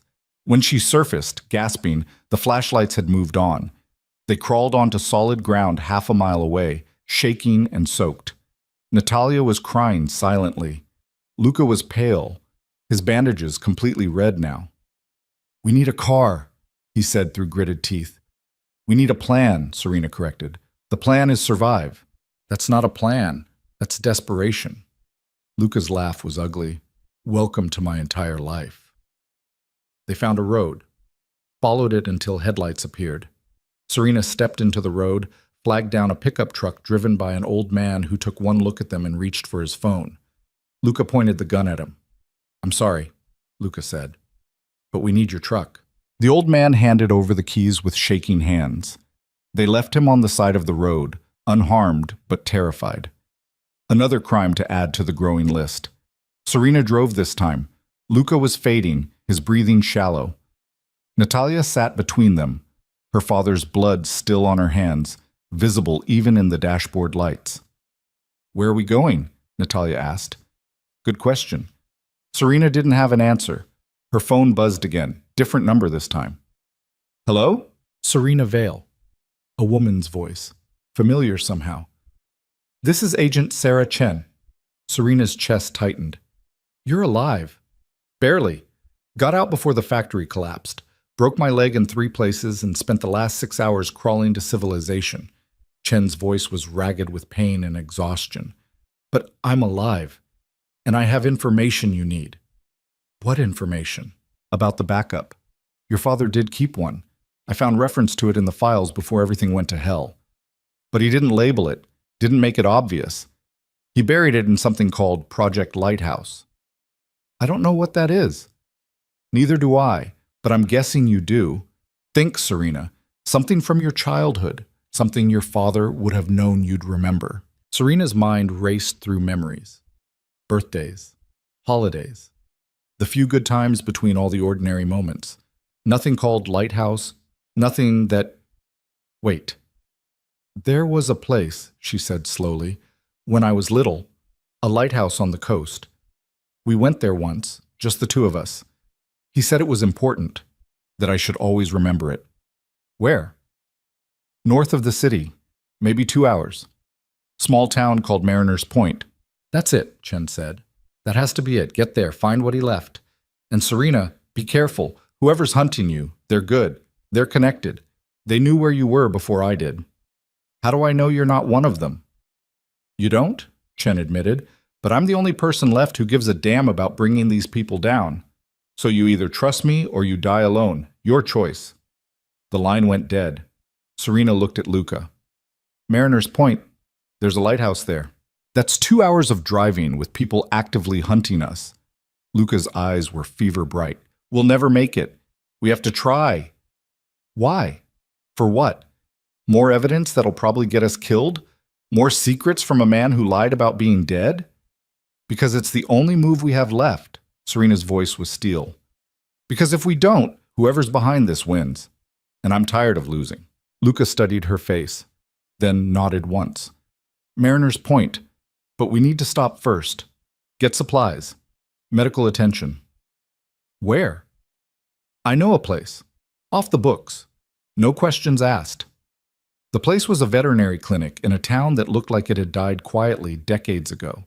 Luca knew the vet, an old woman named Dr. Rosa, who took one look at his shoulder and didn't ask a single question beyond bullet wound. She cleaned it, stitched it properly, gave him antibiotics and painkillers. While she worked, Serena cleaned up in the bathroom, washing marsh water and blood from her skin. The face in the mirror was a stranger's, gaunt, hollow-eyed, marked by violence. When had she become this person? 3 days ago. That's when. When she came out, Dr. Rosa was bandaging Natalia's hands. The young woman had torn her palms open on something in the marsh. She hadn't mentioned it, hadn't complained. You kids are in trouble, Dr. Rosa said. Not a question. Yes, Luca admitted. The kind that kills you? Eventually, Dr. Rosa finished with Natalia's hands, stood back. There's clothes in the back room, old stuff people donated. Help yourselves. And take this. She pulled a roll of cash from a lockbox. Not much, but it'll get you gas and food. We can't, Serena started. You can, and you will. Dr. Rosa's voice was firm. I know what running looks like. Did it myself 40 years ago. Different reasons, same desperation. So take the help and don't waste it arguing. They took the help. Clean clothes, jeans and sweatshirts that didn't fit quite right, but were dry and warm. The cash. A thermos of coffee that tasted like heaven. Dr. Rosa walked them to the door, looked at each of them in turn. Whatever you're running from, she said, make sure it's worth it. It is, Serena said. Then good luck. They drove through the night. Natalia fell asleep against the window, exhausted beyond endurance. Luca dozed fitfully in the passenger seat, pain and medication warring in his system. Serena drove with white-knuckled focus, watching the rearview mirror for headlights that never appeared but might at any moment. Dawn broke cold and gray over Mariner's Point, a town that existed primarily in theory. Handful of houses, closed diner, marina with maybe 6 boats still seaworthy. And on the point itself, rising against the morning sky, a lighthouse. It had been white once. Now it was weathered to gray, paint peeling, windows dark. A chain-link fence surrounded it with no trespassing signs every few feet. They parked the truck down the road, walked the last quarter mile. The fence was easy to climb. Inside, the lighthouse door was locked, but the wood was rotted. Luca kicked it twice and it gave way. The interior smelled like salt and thyme. Spiral stairs led up into darkness. Serena went first, Luca behind her, Natalia bringing up the rear. At the top, the lamp room was filled with morning light. The lens was gone, probably sold for scrap decades ago. But someone had been here recently. The floor was swept clean, and in the center, wrapped in plastic, was a metal box. Serena's hands shook as she opened it. Inside, another USB drive, a letter in her father's handwriting, and a photograph. Serena, age 6, standing in front of this very lighthouse, her father's hand on her shoulder. She unfolded the letter. Serena, if you're reading this, I'm either dead or worse. I'm sorry. For all of it. For the lies. For the danger. For building your life on a foundation of secrets. The drive in this box contains everything. The real everything. Names, transactions, operations. 15 years of evidence. Enough to destroy the network I helped build. I know I should have gone to the authorities years ago. I know I chose wrong. Chose myself over what was right. But I couldn't face losing you, so I kept playing both sides, documenting everything, building insurance I hoped I'd never need. If you're here, I needed it, and that means you're in danger. Use this drive. Give it to someone who'll act. And then run. Change your name. Leave the country. Become someone new. I failed you as a father, but maybe this final truth can save you. I love you. I always did. Even when I was too much of a coward to show it. Thomas Serena read it twice, then a third time. The words didn't change. Is it real? Luca asked. I think so. Serena pulled the drive from the box. Only one way to find out. Luca pulled out his laptop. Somehow he'd grabbed it from the fishing shack. He plugged in the drive. Files flooded the screen, hundreds of them, videos, audio recordings, scanned documents, bank transfers, meeting minutes, everything. And at the center of it all, a network that stretched across continents, politicians, judges, police chiefs, federal agents, all of them compromised, all of them complicit. Jesus, Luca breathed. Natalia leaned over his shoulder, scanning names. My father. He's everywhere in this. So is mine, Serena said quietly. They spent 20 minutes going through files. It was overwhelming, comprehensive, damning. It was everything they needed, and everything that would get them killed. Luca's phone rang. He answered, put it on speaker. You found it. The mechanical voice. I'm impressed. How did you know? Because we're watching you, right now, at the lighthouse. Nice spot. Poetic, even. Serena spun toward the windows. Outside, in the parking area below, 3 black SUVs had pulled up. Men in tactical gear were deploying, surrounding the lighthouse. Here's what happens next, the voice continued. You give us the drive, all copies, everything your father created, and in exchange, we let you live. Simple. And if we refuse, then you die in that lighthouse, and we search your bodies until we find what we want anyway. Luca looked at Serena, at Natalia, at the laptop full of evidence that could bring down an empire. How do we know you'll keep your word? Serena asked. You don't, but it's the only offer you're getting. Serena's mind raced.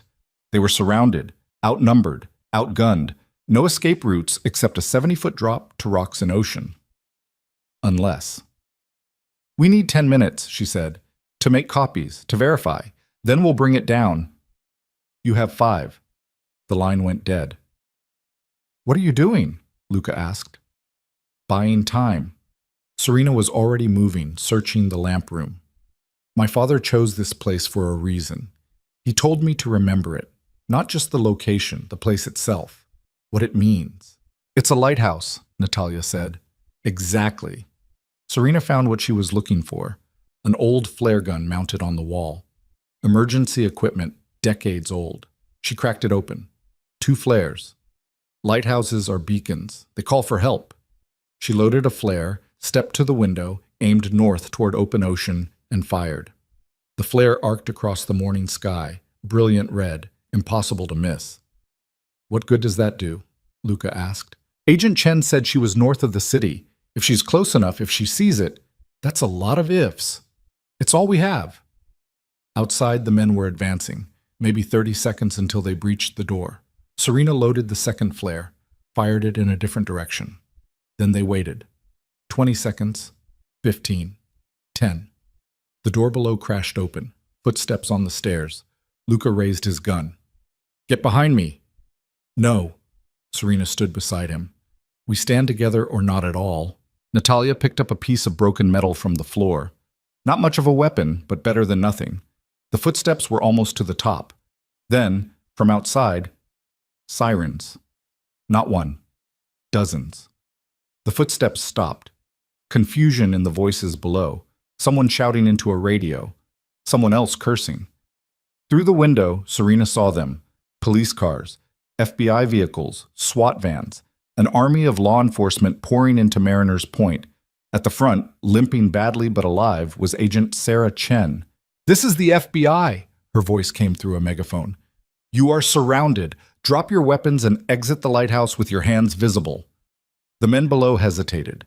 Serena could hear the calculation happening: fight and die, or surrender and hope for deals. Self-preservation won. One by one, they filed out of the lighthouse, hands up, weapons discarded. Serena's legs went weak. She sat down hard, back against the wall. Luca sat beside her, Natalia on his other side.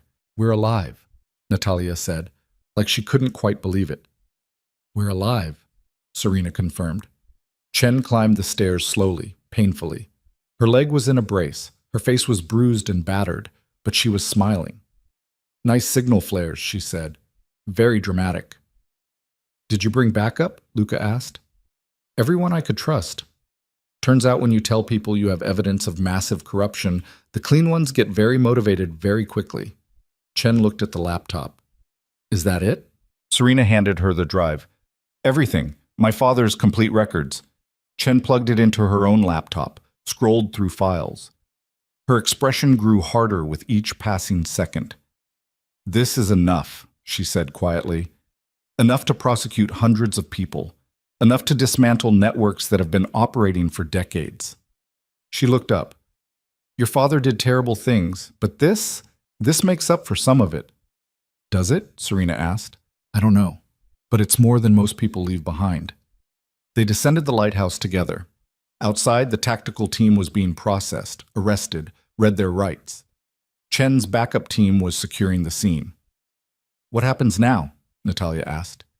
"Now you give statements. Go into protective custody while we build cases.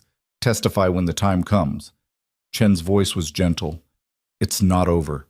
It won't be over for a long time. But the worst part is done." "And them?" Serena gestured to the captured men. "Who do they work for?" "We'll find out."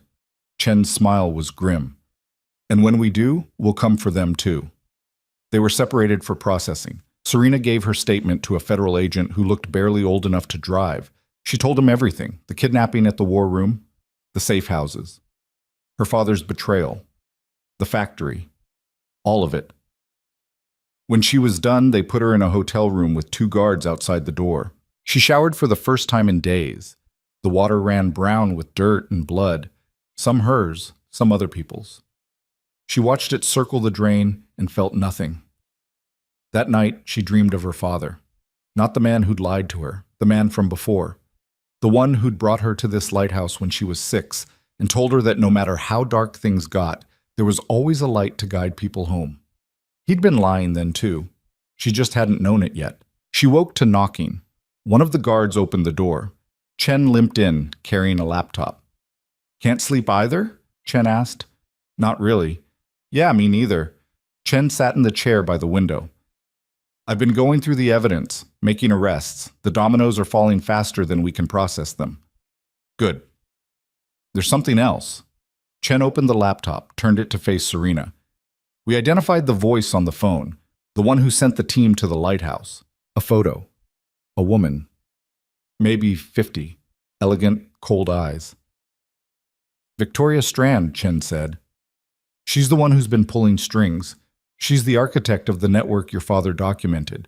She's been operating in the shadows for 30 years. And because of what you found, we're going to bring her down." "Where is she?" "That's the problem. She disappeared, went dark the moment her team was captured. We're looking, but..." Chen's phone buzzed. She looked at it. Her face went pale. "Oh, God." "What?" Chen turned the phone toward Serena. A text message. A photo. Luca Varelli, unconscious, tied to a chair in a room Serena didn't recognize. And below it, the evidence for his life. "You have 12 hours. Serena's blood went cold. "How? He was in protective custody. Your people..." "Someone inside," Chen said grimly. "Someone we trusted." She stood, already moving. "We're going to get him back." "You don't know where he is." "Then we'll find out." Chen's voice was steel. "I don't leave people behind." "Neither do I." Serena was already putting on her shoes. "Let's go get him." Chen started to argue, saw something in Serena's face that made her stop. "Okay," she said, "but we do this smart. We plan. We prepare. We don't just charge in." "We have 12 hours. "Then we'd better move fast." They assembled a team, agents Chen trusted absolutely, people who'd proven themselves clean. They worked through the night, tracing Victoria Strand's assets, her properties, her known associates. At hour 8, they found it. A warehouse registered to a shell company 6 layers deep. Recent activity, power usage. Security cameras that had been installed in the last 48 hours. That's it, Chen said. That's where she has him. Then we go now, Serena said. It's a trap. I know. She's expecting us. Good. Serena's voice was hard. Let her expect us. We're coming anyway. Chen studied her face. You've changed. Yeah, Serena agreed. I have. The warehouse was on the industrial waterfront, all steel and shadows and places to hide. The team assembled a block away. Kevlar vests, weapons, tactical gear. They gave Serena a vest. She put it on without argument. You stay behind us, one of the agents said. We go in first. We clear the space. You follow when it's safe. Serena nodded, lied with the gesture. They breached the warehouse at dawn. The doors came down with explosive charges. The team poured in, weapons up, voices sharp with commands. The warehouse was empty. No guards. No Victoria Strand. No Luca. Just a single chair in the middle of the space, and on it, a laptop, screen glowing. Chen approached carefully. On the screen, a video feed. Luca Varelli, tied to a chair, very much alive. And standing behind him, gun to his head, was Victoria Strand. Agent Chen, Victoria said pleasantly. Her voice was cultured, educated, the kind that made violence sound reasonable. So glad you could join us. And Miss Vale, thank you for bringing the evidence. I trust you have it with you? We're not giving you anything, Chen said. No? Victoria pressed the gun harder against Luca's head. Not even to save him? You'll kill him anyway, Serena said. The moment you have what you want. Perhaps, but this way he dies quickly, painlessly. The alternative? Victoria smiled. Well, I have time. I have tools. I can make it last days. Luca's eyes found Serena through the camera. He shook his head once. Clear message. Don't do it. Serena's hands curled into fists. Where are you? Chen demanded. Close, Victoria said, but not close enough for you to reach me in time. So here's my final offer. You give me the drive, all copies, complete and total destruction, and I let him live. You have 30 seconds to decide. The screen showed a countdown timer, starting at 30, ticking down. Chen looked at Serena. It's your call. Your father's evidence. Your choice. 25 seconds. Serena thought about her father, about the life he'd lived in shadows, about the evidence he died or pretended to die to protect. 20 seconds. She thought about Luca, about the promise he'd kept, about the man who'd chosen to protect her when he didn't have to. 15 seconds. She thought about who she'd been 3 days ago and who she was now. 10 seconds. She pulled the drive from her pocket, held it up to the camera. Here, she said. This is what you want. 5 seconds. Where do you want me to bring it? The timer stopped at 2 seconds. Victoria's smile widened. There's a pier 3 blocks east. Come alone. No weapons, no backup. Just you and the drive. You have 10 minutes. The screen went black. Chen grabbed Serena's arm. You can't seriously be considering this. I'm not considering, Serena said. I'm doing it. It's suicide. Maybe. Serena pulled free. But he came for me multiple times. Now I'm coming for him. With what plan? You just walk in and hand over everything we've worked for? No. Serena's smile was cold. I walk in and finish this. She turned to the team. I need something that looks like a USB drive but isn't. Can you do that? One of the tech agents nodded. We have dummy drives. Use them for training. They'll pass casual inspection. Give me one. He handed it over. Serena pocketed it, kept the real drive separate. And I need a wire, she continued, the kind that can't be detected easily. You want to record this? Chen asked. I want Victoria on record, admitting everything, threatening lives, all of it. Serena's voice was steady. My father spent 15 years building evidence. I'm going to finish what he started. They wired her. Tiny microphone hidden in her clothing, transmitter sewn into the lining of her vest. Chen tested it. Clear signal. Good range. We'll be listening, Chen said. The moment things go wrong, we come in. The moment things go wrong, Luca's dead, Serena pointed out. So things don't go wrong. She walked to the pier alone. The morning sun was burning through fog, turning the world golden and surreal. Her footsteps echoed on the wooden planks. At the end of the pier, Victoria Strand waited. Elegant coat, perfect hair, gun in her hand. Behind her, Luca was tied to a piling, blood crusted on his face, but his eyes were clear and furious. "Miss Vale," Victoria said, punctual. "I appreciate that." "Let him go." "The drive first." Serena held up the dummy. "This is it. Everything my father compiled. Everything you want." "Throw it here." Serena tossed it. Victoria caught it one-handed, examined it briefly, then pocketed it. "Now him," Serena said. "Not yet." Victoria's smile was thin.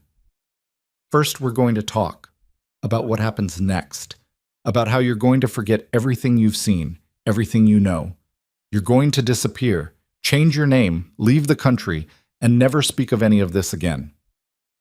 And if I don't, then I kill everyone you've ever cared about, starting with him."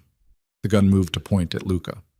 "Then Agent Chen, then Natalia Casimir, poor girl, orphaned and alone. It would be a shame if something happened to her." "You're already finished," Serena said. "The evidence is everywhere, in federal hands, being processed right now. Arrests are happening. Your network is burning. Networks can be rebuilt. People can be silenced. Money and fear are powerful motivators." Victoria's eyes were cold. "But you're a loose end, and I don't leave loose ends." She raised the gun. Serena closed her eyes. The shot rang out, but the pain didn't come. Serena opened her eyes. Victoria Strand was staring at the red bloom spreading across her chest. Behind her, Natalia Casimir stood on the pier, gun in shaking hands.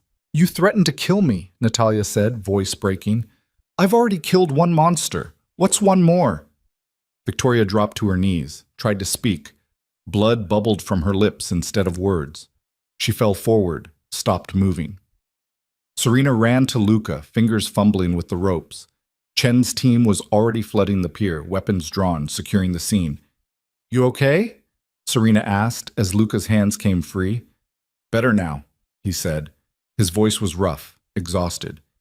"You came for me. You came for me first." "Yeah." His smile was brief and genuine. "I did." Chen approached, looked at Victoria's body, then at Natalia.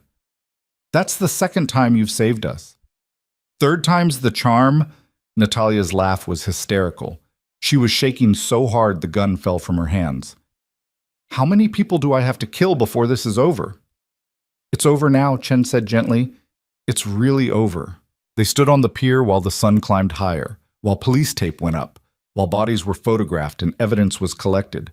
Serena looked at the water, at the morning light, at the city in the distance where her old life had existed. That life was gone. Burned away, replaced by something she was still trying to understand, but she was alive. They were all alive. And sometimes that had to be enough. "What happens now?" she asked Chen. "Now we finish what you started. We prosecute. We dismantle. We make sure what your father documented actually means something." Chen's voice was firm. "And you three? You get to decide what comes next, who you want to be, how you want to rebuild." Serena looked at Luca, at Natalia, at the two people who'd become her only family in the wreckage of everything else.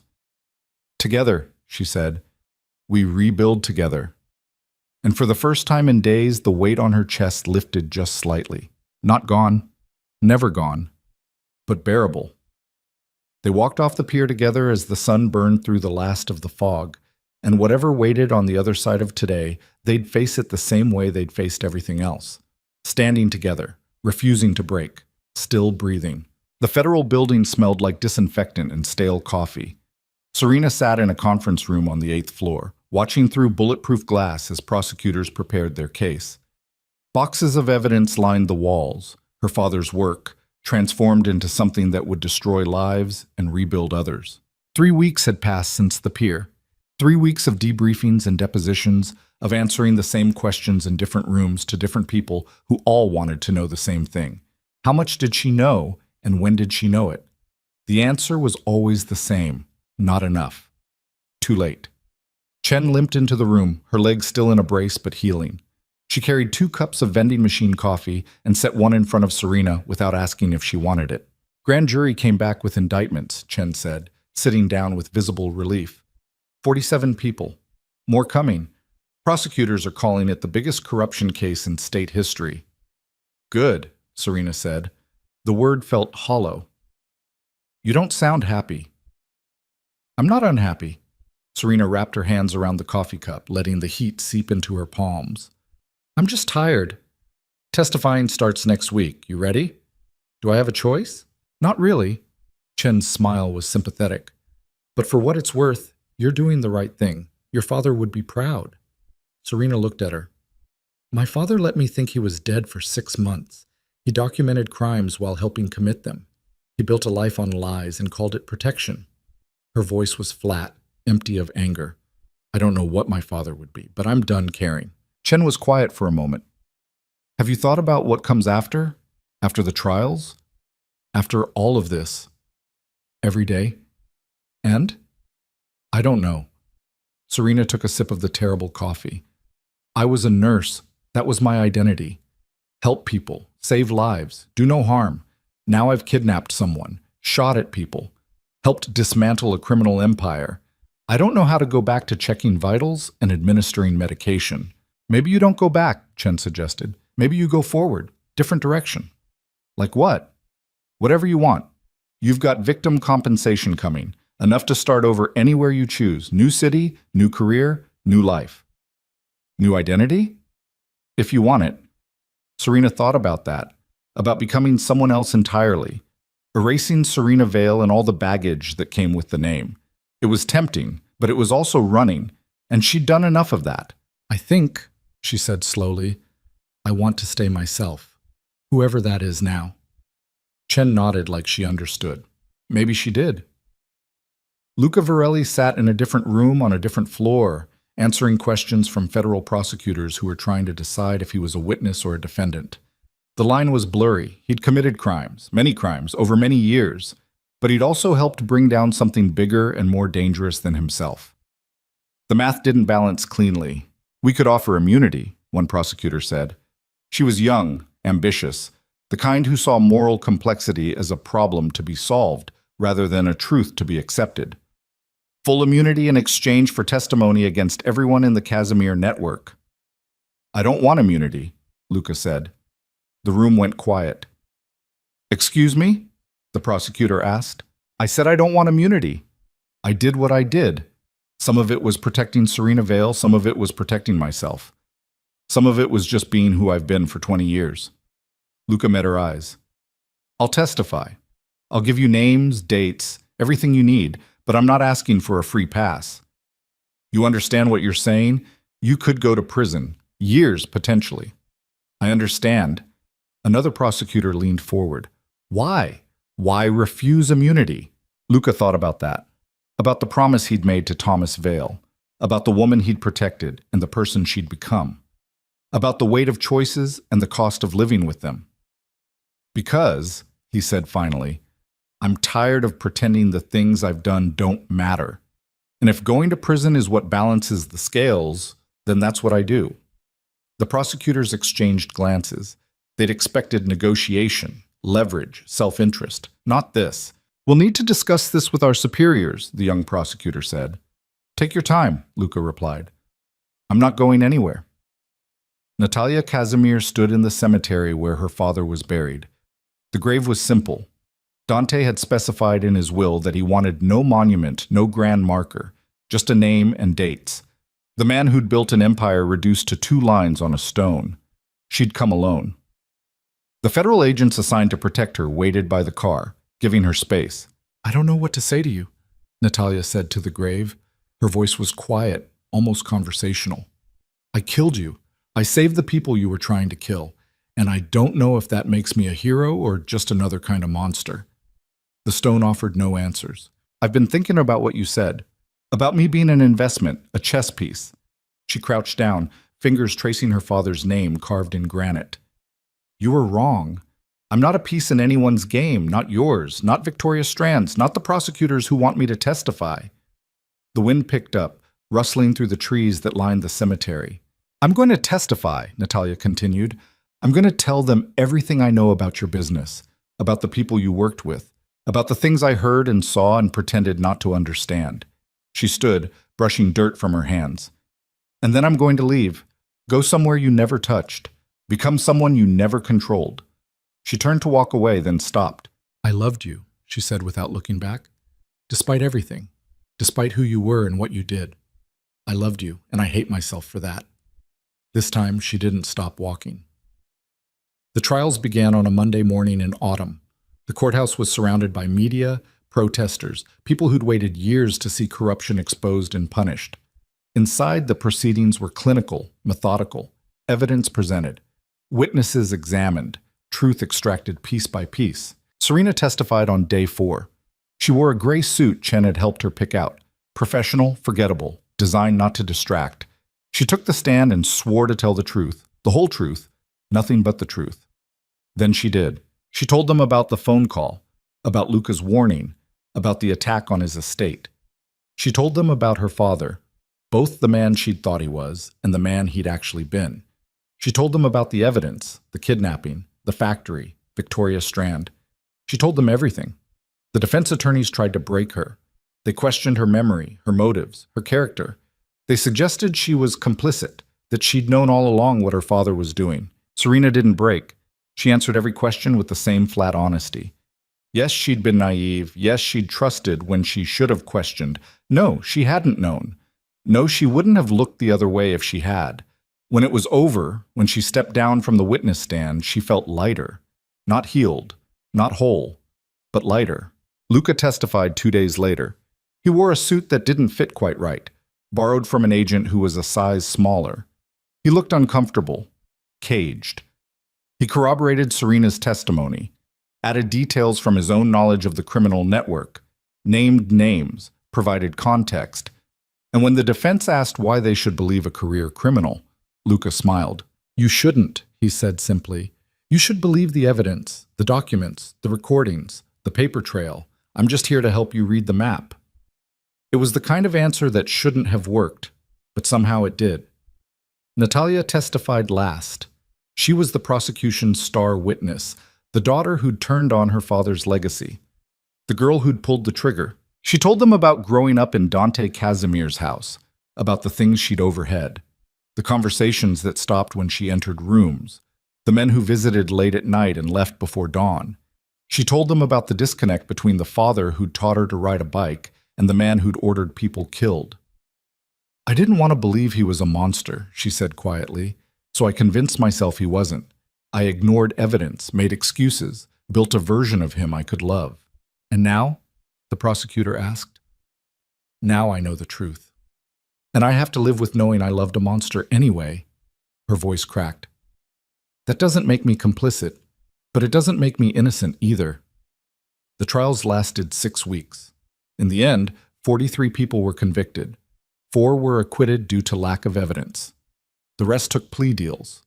The network that Thomas Vale had documented, the one he'd helped build and maintain for 15 years, was dismantled completely, but the victory felt hollow. Serena watched the news coverage from a hotel room. Talking heads debated what it all meant. Experts analyzed the systemic corruption. Politicians promised reform. None of it brought back the people who'd died. None of it erased the lies her father had told. None of it changed the fact that she'd become someone she didn't recognize. Chen knocked on her door 3 days after the verdicts came down. Luca's sentencing is tomorrow, Chen said. Thought you'd want to know. What's he looking at? 5 years, maybe? Could be less with time served and cooperation credit. Could be more if the judge decides to make an example. He didn't have to refuse immunity. No, Chen agreed. He didn't. But he did anyway. Serena looked out the window at the city stretching below. Is that noble or stupid? Both, probably. Most noble things are. The next morning, Serena sat in the courtroom gallery. Luca stood before the judge in handcuffs, his lawyer beside him. The courtroom was packed, journalists, victims' families, people who wanted to witness justice. The judge was a woman in her 60s with steel gray hair and eyes that had seen too much human failure to be impressed by excuses. She read through the charges, listed the crimes, acknowledged the cooperation, Then she looked directly at Luca. "Mr. Varelli," she said, "you've lived a violent life. You've hurt people, broken laws, contributed to a system of corruption that destroyed countless lives." Luca didn't flinch. "You could have taken immunity. You could have walked away clean. Instead, you chose accountability." The judge paused. "I'm not sure if that's redemption or just good strategy, but it matters." She sentenced him to 3 years. With credit for cooperation and time already served, he'd be out in 18 months. It wasn't nothing, but it wasn't forever either. As they led him away, Luca's eyes found Serena in the gallery. He nodded once. She nodded back. No words. None needed. After the sentencing, Serena walked to her father's apartment. She still had the key. The landlord had been asking when she'd clear it out, but she'd kept putting it off. Now felt like the right time. Inside, everything was exactly as it had been the night they'd found the USB drive. The books still lined the shelves. The photo of 7-year-old Serena still sat on the nightstand. She packed slowly, methodically. Clothes for donation, books for the library, papers for shredding. She moved through her father's life like an archaeologist examining ruins. In the closet behind the winter coats, she found a box. Inside were more photos, her as a baby, a toddler, a child, her father young and smiling in ways she'd never seen. And at the bottom, a letter. Not the one from the lighthouse, a different one, addressed to her in his handwriting, sealed but never sent. She opened it. "Serena, I'm writing this on your 18th birthday. You're at college, happy, free. Everything I wanted for you. I want to tell you the truth. Who I really am. What I've really done. I've drafted this letter 100 times. I'll probably draft it 100 more. But I'll never send it, because the truth would destroy you. It would destroy us. And I'm too much of a coward to watch that happen. So I'll keep my secrets. I'll keep you safe. And I'll hope that when I'm gone, you'll remember me as someone who loved you, even if you never knew the whole man. I'm sorry for the lies, but I'm not sorry for protecting you. That's the one thing I got right." Dad Serena read it twice. Then she folded it carefully and put it back in the box. She understood now. Her father had been exactly what he'd said, a coward who loved her. The two things weren't contradictory. They were just human. She finished packing as the sun set, loaded boxes into her car, locked the apartment for the last time. On her way out, she stopped by the building superintendent's office and handed over the key. "All done?" the super asked. "All done," Serena confirmed. She drove to the cemetery as dusk settled over the city. Her father's grave was in the new section, under a tree that would provide shade in summer. The marker was simple, just his name and dates. Nothing about who he'd been or what he'd done. Maybe that was appropriate. Serena sat on the grass beside the grave. The ground was cold, slightly damp. She didn't care. "I don't forgive you," she said quietly. "I don't think I ever will. What you did, the lies, the crimes, the pretending to be dead, it's too much. It broke something between us that can't be fixed." A bird called from the tree above. Got no answer. Went silent. "But I understand why you did it. I don't agree with it. I think you chose wrong, but I understand the impulse, wanting to protect someone you love from the truth, from yourself." Serena's voice cracked. "I just wish you'd trusted me enough to let me make my own choices." She pulled the letter from her pocket, looked at it one more time. Then she dug a small hole beside the grave and buried it. "Goodbye, Dad," she said. "I hope wherever you are, you found peace, because I don't think you ever had it here." She stood, brushed dirt from her jeans, and walked back to her car without looking back. 6 months later, Serena stood in front of a small building in a neighborhood that was trying to decide if it was up and coming or just gentrifying. The sign above the door read, "Lighthouse Foundation, Support Services for Families of Crime." It had been Chen's idea. Use the victim compensation money to start something new, something that helped people navigate the aftermath of violence and corruption. Serena had liked the name, the irony of it. The lighthouse, where everything had almost ended, transformed into a beacon for people lost in the dark. Inside, the space was simple: counseling rooms, resource library, coffee station that was always running. Natalia had helped with the design. Turned out art history degrees were useful for more than just gallery openings. They'd hired 3 counselors and 2 case managers, people who understood trauma, who'd lived through their own versions of hell and come out the other side. Serena wasn't a counselor. She didn't have the training, but she was the director, the person who kept the lights on and the doors open. It wasn't nursing, but it was helping, and that counted for something. Natalia came in carrying coffee from the shop down the street. She'd cut her hair short, dyed it dark red, looked like someone entirely different from the terrified young woman who'd killed her father. "Morning rush is over," Natalia said, handing Serena a cup. "We had 3 walk-ins, 2 for counseling, 1 looking for legal resources." "Did Maria get them set up?" "Already done. She's good." "She is." They worked in comfortable silence for a while, organizing files, answering emails, the mundane work of keeping something alive and functional. "I heard from Chen," Natalia said eventually. "She's visiting Luca this weekend, asked if we wanted to come." Serena looked up. "Do you?" "I don't know. It feels weird. Visiting the man who kidnapped me." "Technically, Chen and Luca kidnapped you. I was just there." "Still counts." But Natalia was smiling slightly. "Do you want to go?" Serena thought about it. About Luca in prison, serving time for choices he'd made before he ever met her. About the promise he'd kept and the price he was paying. "Yeah," she said, "I think I do." The prison was 2 hours north, gray concrete and razor wire, the kind of place designed to break spirits. Chen drove. Her leg had healed enough that she ditched the brace, but she still limped on cold days. Said it was a reminder. Of what? She wouldn't say. Inside the visiting room, Luca looked smaller than Serena remembered. Prison uniforms did that, stripped away the polish, the power, left just the man underneath. But his eyes were the same, sharp, aware, alive. "Didn't expect to see you," he said to Serena. "Didn't expect to come," she admitted. "But here I am." "Here you are." They sat across from each other with a table between them and everything else. The violence, the lies, the impossible week that had changed all their lives, hanging in the air like smoke. "How are you doing?" Serena asked. Luca shrugged. "I'm alive, that's something." "Is it enough?" "Some days." He looked at Natalia. "How about you? How's killing your father treating you?" It should have been an awful question. Somehow it wasn't. "Some days it's the worst thing I've ever done," Natalia said. "Some days it's the thing that saved my life. Depends on the day." "Yeah," Luca said. "That sounds about right." Chen cleared her throat. "The foundation's doing well, helping people, making a difference." "Good." Luca's smile was brief. "That's good. Better than what came before." They talked for the full hour. About nothing important, about everything that mattered, about the weather and the news and the small details of lives being rebuilt from wreckage. When time was up, Serena stood to leave. "Thank you," she said to Luca. "For what?" "For keeping your promise, for protecting me, for—" She paused. "For being someone I could count on when everything else was falling apart." Luca's expression softened.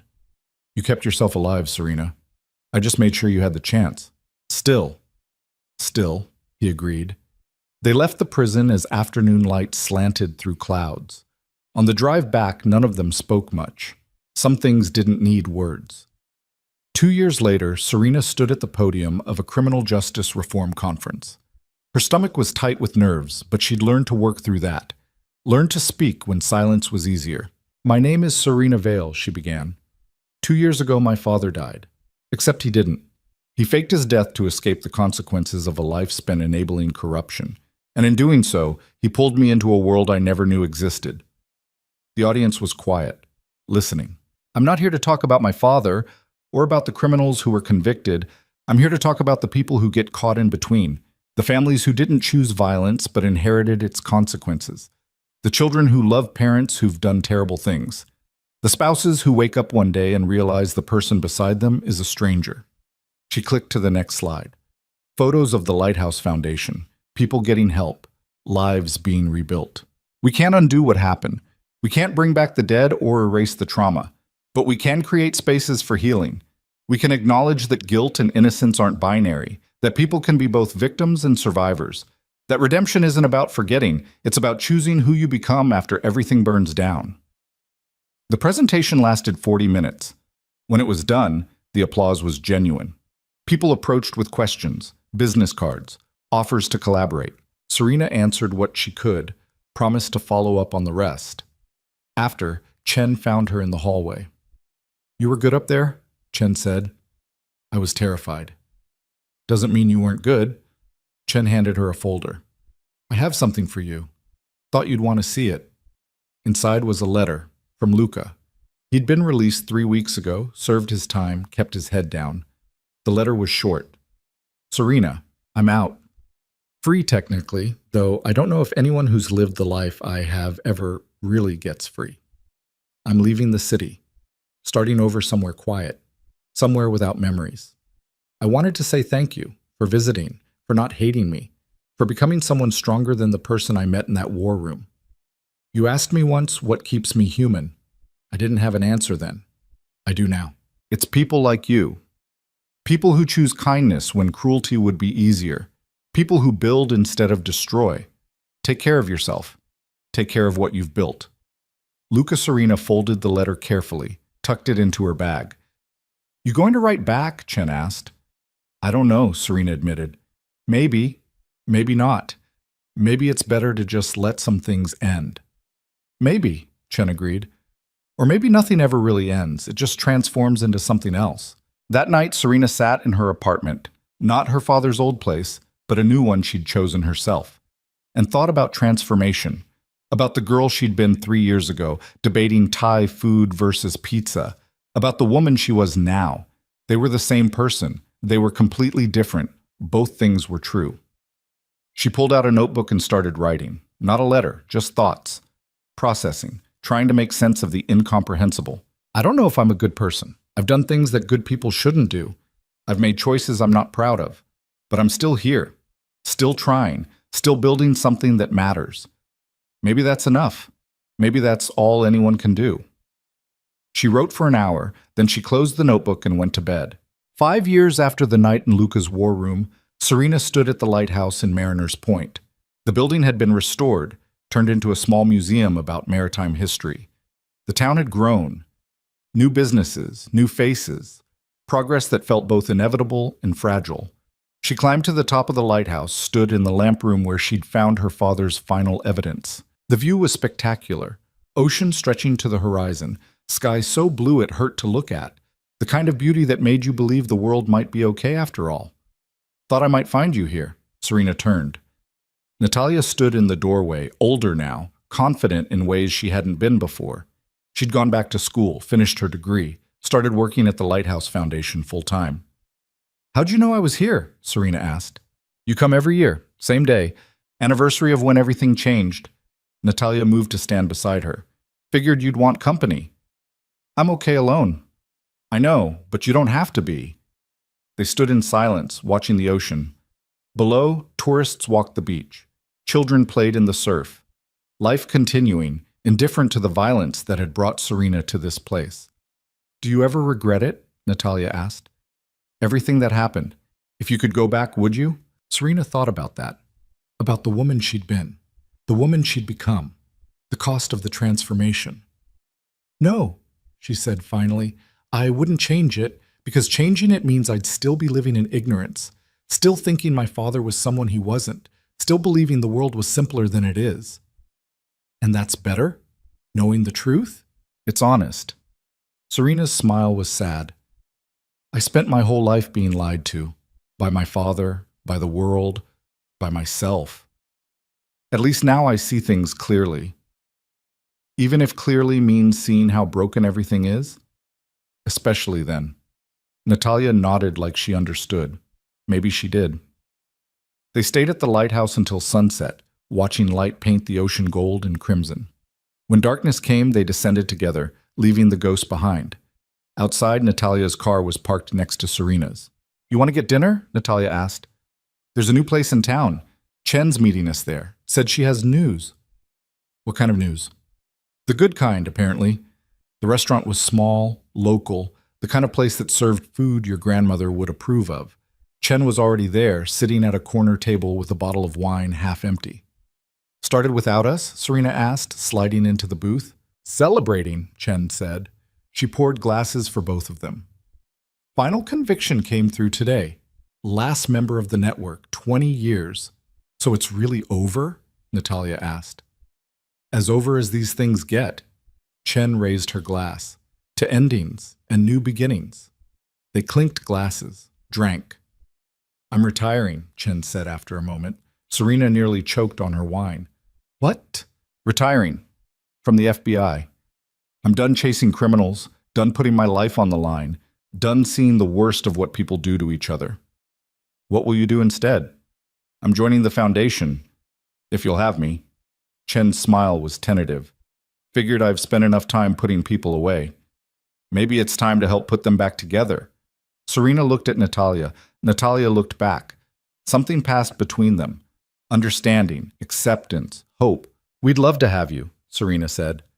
They stayed at the restaurant until closing, talking, laughing, remembering. Not the violence or the fear, but the moments in between, the humanity that survived despite everything. When they finally left, the streets were empty, the town asleep. You know what I realized? Natalia said as they walked to their cars. We're family. Not by blood or marriage or any normal definition, but family anyway. Yeah, Serena agreed. We are. Is that weird? Being family with people who kidnapped you? Everything about us is weird, Chen pointed out. Might as well embrace it. They said goodbye with hugs that lasted longer than necessary. Promises to meet again soon. The kind of intimacy that only comes from surviving hell together. Serena drove home through empty streets, windows down, cool air washing over her. The city looked peaceful at this hour, almost innocent. She knew better now, knew what hid beneath the surface, but she also knew that darkness wasn't all there was. That light survived, that people rebuilt, that she had rebuilt. At home, she made tea and sat by the window watching the city wake up. Early morning runners, first buses, the world starting another day. Her phone buzzed, a text from an unknown number. I heard you've been doing good work. Proud of you. El Luca. Wherever he was, whatever new life he'd built. She typed a response, deleted it, typed another. Finally settled on, thank you for everything. She hit send before she could second guess it. The response came immediately. You did the hard part. I just kept you breathing long enough to do it. Serena smiled, set down the phone, finished her tea. Outside, the sun was climbing higher, morning light burning away the last shadows. She thought about her father, about the lighthouse, about the drive full of evidence that had changed everything. She thought about Luca in his new life, Natalia finding peace, Chen choosing healing over hunting. She thought about herself, about the nurse who'd walked into a war room and walked out someone entirely different, not better necessarily. Not worse, just true. She stood, stretched, felt her body respond in ways that were familiar and foreign at once. Scars that had healed but left marks. Strength built from breaking and rebuilding. The Lighthouse Foundation opened at 9. She had time for a shower, breakfast, the small rituals that structured days and made life manageable. But first she pulled out her notebook, the one where she'd been writing her thoughts for 5 years. Trying to make sense of the incomprehensible, she flipped to a new page, and she wrote, My name is Serena Vale. I'm the daughter of a criminal. I'm a survivor. I'm someone who has done terrible things for good reasons and good things despite terrible circumstances. I don't know if that makes me hero or villain or something in between, but I know I'm here, still breathing, still trying, still building light in dark places. And maybe that's enough. Maybe that's everything. She closed the notebook, set it aside. Through the window, the city stretched endlessly, full of people with their own secrets, their own scars, their own stories of survival. Serena Vale was just one among millions, not special, not chosen, just someone who'd been pulled into chaos and found a way to climb out. But she'd climbed out, and she'd helped others do the same. That had to count for something. She grabbed her bag, her keys, her phone, locked the door behind her, stepped into the morning with purpose and determination and the quiet knowledge that whatever came next, she could handle it. She'd already survived the worst. Everything else was just details. The elevator took her down to the lobby. The doorman nodded good morning. She nodded back. The street outside was busy now, people rushing to work, living lives, chasing dreams. Serena joined the flow. Another face in the crowd. Another story unfinished, but alive. Still standing, still fighting. And as she walked toward the Lighthouse Foundation, toward the people who'd become her family, toward the work that gave her purpose, she felt something she hadn't felt in 5 years. Peace. Not the absence of pain, not the erasure of memory, but acceptance. She'd been broken. She'd healed wrong. The scars would never fully fade. And that was okay, because scars meant survival. And survival meant tomorrow was possible. She pushed open the door to the foundation. Natalia was already there, coffee brewing, files organized. She looked up when Serena entered and smiled. "Ready for another day?" "As ready as I'll ever be," Serena replied. And together, they got to work. Building light in dark places, helping people find their way home, becoming exactly who they needed to be. Not perfect, not undamaged, but whole. And that, finally, impossibly, miraculously, was enough.